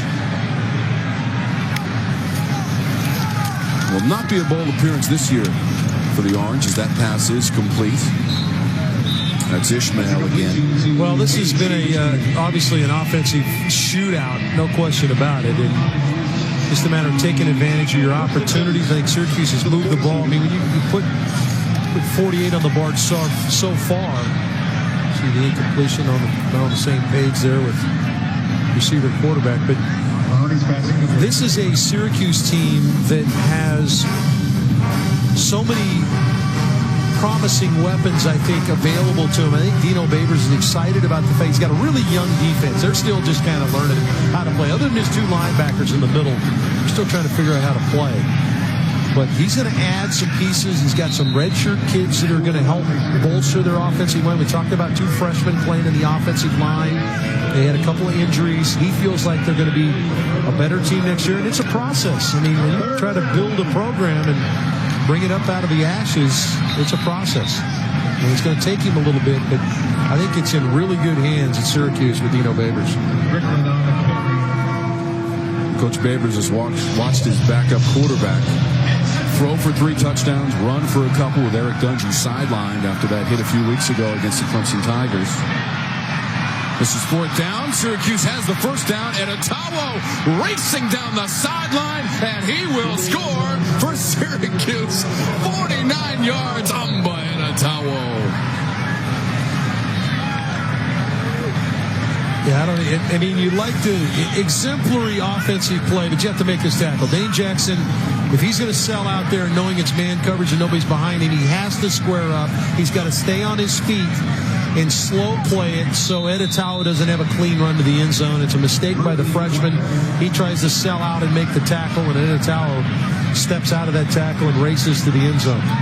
How about the 4th receiving TD of the game, Amba Etta-Tawo, and the 4th TD pass. 10 catches, 137 yards, Amba Etta-Tawo. Well, you're seeing the last of Etta-Tawo at the college level because, as Tom said, Syracuse will not go bowling. But make no mistake, this kid has woven himself an opportunity to play at the next level. Big big-time, big receiver that makes all the catches. And as you just saw in the last play, he has unbelievable big speed that if you give him a crease, he can put it in the end zone in a heartbeat. He's a kid that we will see a lot coming over the next few weeks, or next year. All right, let's check in with our Charlotte studios. Well, what a season it's been so far this year, Tom, and it's hard to believe we're already at the end. What's your biggest takeaway, Stan? For me, it's the parity, especially in the Coastal. We didn't know who the champ was going to be until this week, and Clemson didn't Clemson. They were able to stay the course. Should be interesting a week from now. It's been fun for sure. Coach, what do you think? I think it's been a good year on several levels. Number one, you want one of your conference teams to play for the national championship. It looks like Clemson will. One of the new hires, Justin Fuente, going in the championship game, and you probably have a Heisman Trophy winner in Lamar Jackson. What's impressed me the most? The Pitt Panthers, 70 points, second year under Pat Narduzzi. I've had a lot of fun. Tom? Katie, thanks so much. Great comments from the studio from Stan and Tommy all season long. So great to have them along. Syracuse tries for an onside kick. I don't think it went 10 yards, Dave. The double kick. Oh, man, only a kicker would do that. Kind of like the double dip. Don't do it, Dave. You can't double kick. It's like when you got a 15-foot putt to win the tournament. You putt at 8 feet. Come on. Next time, just take a kick and end it. Let's take a look at the extra kick. You're going to try to rake it. I'm going to rake it across. There it is. Good. Illegal kick against a kicking team. That penalty's declined. The ball be placed at the spot of illegal touching. First down. Good try by Cole Murphy. I mean, Syracuse not necessarily out of this game if they could have got that. We have a new record for combined scoring. Syracuse and Pittsburgh, 125 points, eclipsing the mark set in 2012 by Georgia Tech and North Carolina, and the ACC network has handled both broadcasts. And I wouldn't fall asleep here because you bet Connor's going to see the ball. If he creases Syracuse's defense, he's had a chance to shove another one in the end zone. I don't think we may be done yet. 3 minutes, 47 seconds to go in the fourth quarter. The Panthers ahead 70-55. You know Connor's getting it. Maybe not. Yeah, Peterman kept it, Dave. Little stiff arm. Nathan Peterman down the sideline. And Peterman drags Syracuse into the end zone for a touchdown. Nathan Peterman.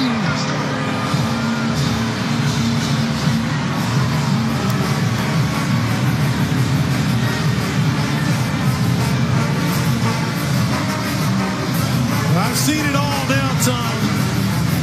I mean, I certainly was thinking like Syracuse was that Connor's getting the ball. I didn't expect a naked bootleg out of Peterman. But how about a little exclamation point on your senior season?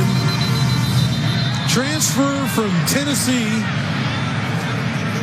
Came in to play for the offensive coordinator, Jim Chaney, who he had known at Tennessee. New offensive coordinator this year in Matt Canada. And they're taking a look at this Peterman with the stiff arm. Dave, he invited the contacts. And falls on top of the Syracuse defender for it's a touchdown. It's unbelievable. Roddy, this has been, we've seen a lot of football. It's unbelievable. Arch, I really can't believe it, especially coming from the quarterback position with the stiff arm. How long was your career long? Because that looked like Dave Archer of old. Yeah, I don't know if I could have got in from that far out. Nathan Peterman, if it stands, is a 43-yard TD run, would be his second touchdown run of the game. He has thrown 4 passing touchdowns, and what a performance by the senior in his last game here at Heinz Field. How about these two quarterbacks? 7 touchdowns and 4 rushing touchdowns between the two of them. The play is under review. As you've heard me say on a number of occasions, you need indisputable video evidence to overturn the call. On the field, now I think his hand hits the marker and he may not have broken the plane. After further review, the ball carrier had stepped out of bounds prior to breaking the goal line. The ball be placed at the 1-foot yard line. First and goal. The 1-foot yard line. I think what happens is his hand touches the pylon and the ball had not broken the plane, and so it's placed at the 1/2-yard line. I think is what he doesn't step out of bounds, but his hand touches the pylon. Watch his left hand touches the pylon right there, and the ball has not yet broken the plane of the goal line. And that's where the officials will mark it. And so this means, do you quarterback sneak here and get your neck shortened if you're a quarterback? I don't. I turn around and hand it to the Terminator. Connor has 2 TDs. He leaps at the goal line and scores. James Conner finishes off the drive for Pittsburgh.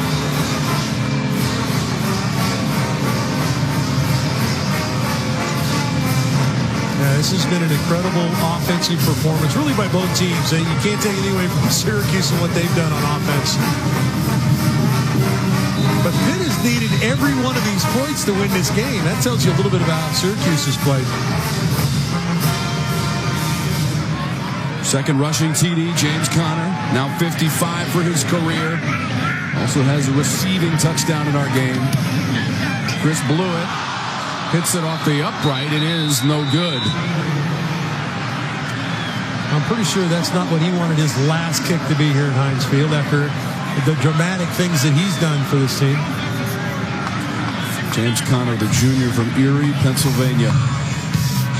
Well, we've said everything about Conner, how inspirational he's been, the support he's gotten from the local community and really around the country.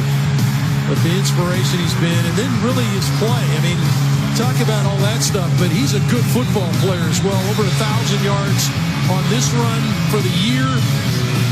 Finished that drive up with a touchdown. And he wasn't done there. Creases Syracuse again for another big play. Shoved it inside the 10. And, of course, he climbs the ladder, Roddy. James Conner, we knew he'd be a featured player, and he has been. He certainly has been. And Dino Babers kind of summed it up. He said he's the most devastating player in the open field that we've seen all year because he seeks contact. He's got the speed to run away from you. And he, in particular, called out his stiff arm. He said he's as good as anyone in the country with that stiff arm. But we've seen it all today. And James Conner certainly has put on the show. Roddy, how about 131 points between the two teams and a couple of rushing TDs for James Conner? You saw his numbers as Riley has the return, and Conner over the 100-yard mark for the 17th time in his career.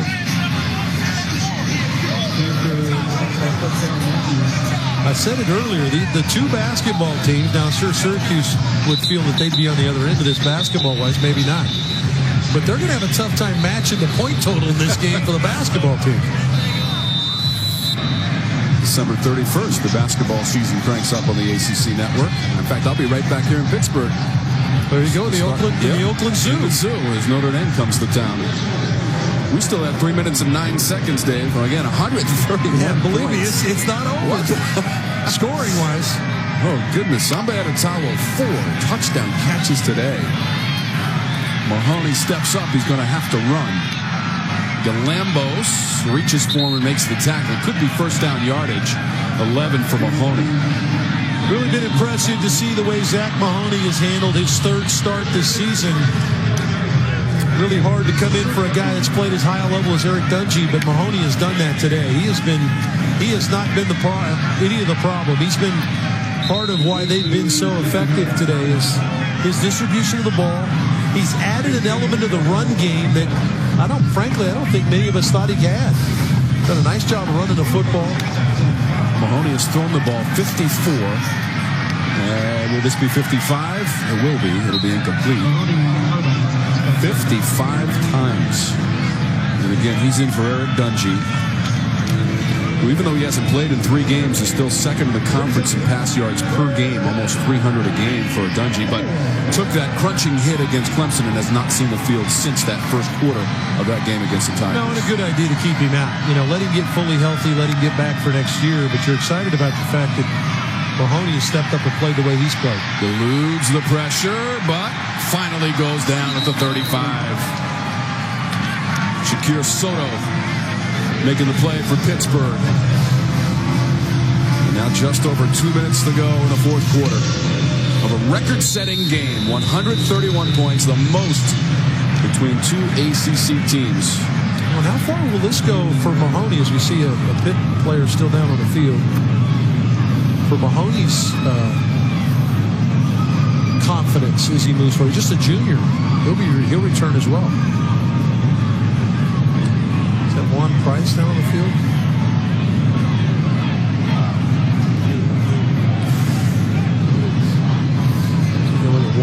plays here. Ooh, we got kind of need in the back right there. I think he got maybe need in the back prior to that. Roddy, you seen something?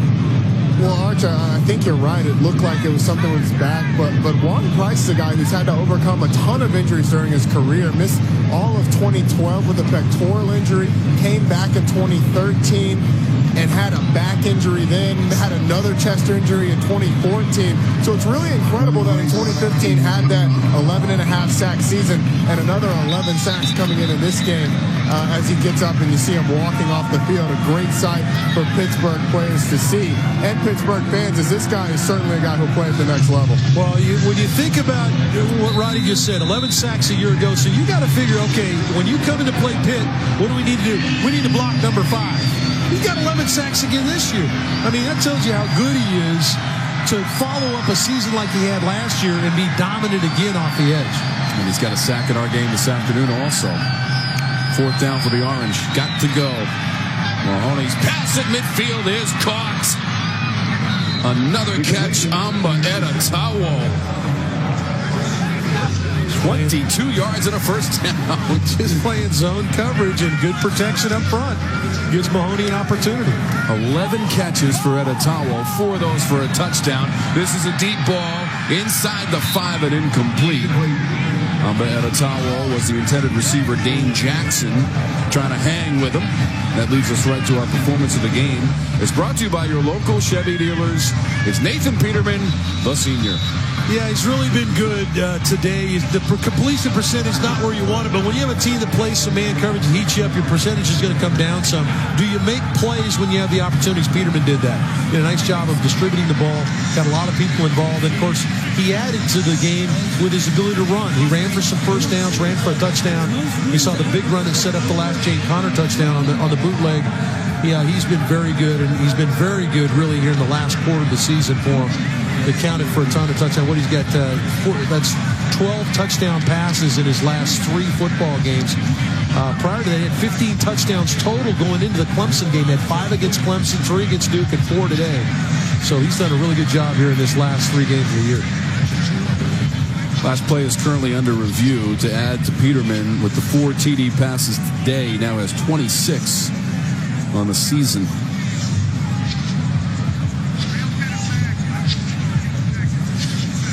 Amba Etta-Tawo, all-time in the ACC records, 2nd most receiving yards, approaching 1,500.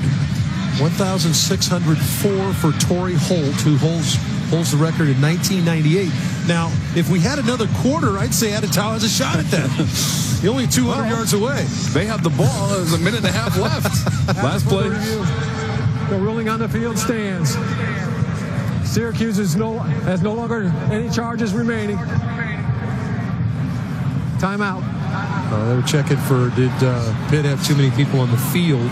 Was the challenge there by Dino Babers. So Etta-Tawo, he's gone over 100 yards receiving, Dave. That is the 7th time this season. That sets a school record.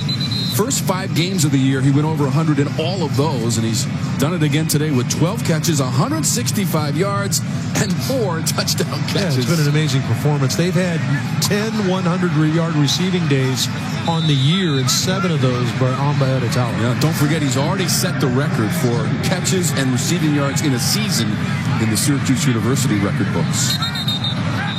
Flags are out. Movement along that line, and each guy is pointing at the other. Defense, number 92. 5-yard penalty, 2nd down. He felt like he got influenced there by McGloster leaning back, the right tackle, but officials weren't listening. 1:29 to go. Pressure comes. Pass complete. Phillips spins and down to the 25. Reuben Phillips. There are flags out on the play near the pocket. Personal foul. Roughing the passer. Defense, number 92. 15-yard penalty. 1st down. Let's take a look at it. Blair coming off the edge. Oh, man, that's fairly blatant there. That was fairly blatant. And that has got him on the sideline, as it turns out. Coach Narduzzi's not having that. Mahoney is now 41 of 57, 416 yards, 4 touchdown passes, and 1 interception. Mahoney near the goal line is incomplete. That was Irvin Phillips. Now, the one thing they heated him up with pressure there that time. They've done a good job of creating pressure for Mahoney on 3rd down, but on 1st and 2nd down, Syracuse has provided Mahoney opportunities to throw the ball. So much been because of their short passing attack, which has slowed down the pass rush some. And when he has decided to throw the ball down the field on 1st and 2nd down, he's been given time. Threw for 196 yards, a career high last week against Florida State in the losing effort. Obliterated that record. That pass is incomplete. Etta-Tawo, the intended receiver. So the pitch count's starting to get up there for Mahoney now. By the way, Dave, Syracuse has gone to the red zone 5 times and scored a touchdown each time. But now 1:06 to go. Well, we have a quick second. A huge thanks to all our technical staff at the ACC Network as that pass goes out on the edge. Turning back towards the pylon, Amba Etta-Tawo, and a touchdown, Syracuse. 5th receiving touchdown of the game for Amba Etta-Tawo, and this one goes for 13 yards. And it's the same play. It's just the screen to the outside. Got some key blocks from his receiver mates. Phillips and Brisley Esteem got some blocks on the outside out there. And Etta-Tawo, he gets a crease. He's just got such speed. He puts it in the end zone. Syracuse follows up with a missed extra point of its own. What a day for number 7 in orange, white, and blue. 5 receiving TDs. But when you talk about leaving it all on the field, that's pretty much what you're looking for. So you got to get the block right there. Good block by Brisley Esteem. Excellent job getting out in front by the big fella. Conway for the block. And then Etta-Tawo, all he needs is a little bit of room. He runs away from Mitchell for the touchdown. Cody Conway had that lead block. 5 receiving TDs, Dave. You ready? In the 2nd quarter for 5 yards. In the 3rd quarter for 12 yards. And in the 4th, 3 receiving TDs for 7, 49, and that 13-yarder for Amba Etta-Tawo. It's been fun to watch him this season. It's just incredible. We showed you the numbers of this kid at Maryland for 3 years. I mean, they don't even throw him the ball. And he transfers to Syracuse. And why did he transfer to Syracuse? Because when he was at Maryland, they played Bowling Green when Dino Bay was the coach. And he saw all these receivers catching the football. And so he graduated and moved on to Syracuse. And he has reaped the benefits. You see the scoring by quarters? I mean, it's unbelievable. That all adds up to 137 points, the most between 2 teams in an ACC game.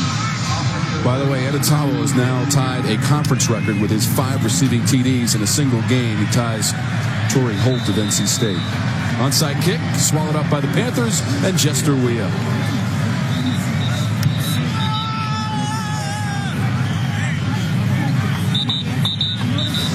Now, how about this? This was at the Verizon Center in Washington. 2nd round between Syracuse and Pittsburgh. That is a basketball score at the ACC tournament. Dave, we got 137 points today. That is 143. We are oh so close. Well, forgive me for not knowing the ACC basketball schedule, but these two are going to lock horns. Yes. And they're going to be challenged by this score. So from the 45, it should be just a couple of snaps. Look at those numbers. I want to alert you to 668 for Syracuse, 647 for Pittsburgh. But Pat Narduzzi's team is going to win this football game and improve to 8-4. Tom, real quickly, as we let it wind down, you see the numbers, the record scoring. Really been a great pleasure for me to work with you. This is your first year on the package. Done an outstanding job. Took over from a legend, a voice of legend, and Tim Brandt, and you've really done a phenomenal job, Tom. Nice job. Really appreciate working with you. Roddy Jones, as good as there is at doing what he does. Been a real pleasure for me to be a part of it with you guys. Dave, thank you so much for those kind words, and a huge word of thanks to our production crew that has been with us every step of the way this season. Our executive producer, Rob Reichley. Roy Alfers, our director, and all the great support staff in our truck. Final seconds ticking away. And the Pittsburgh Panthers will beat Syracuse for the 4th straight time, 76-61. For highlights and must-see moments from this game and others, check out theACC.com. You've been watching coverage of Atlantic Coast Conference football on the ACC Network, an exclusive production of Raycom Sports. Enjoy the ACC Championship game and the Bulls, and we'll see you next season on the ACC Network.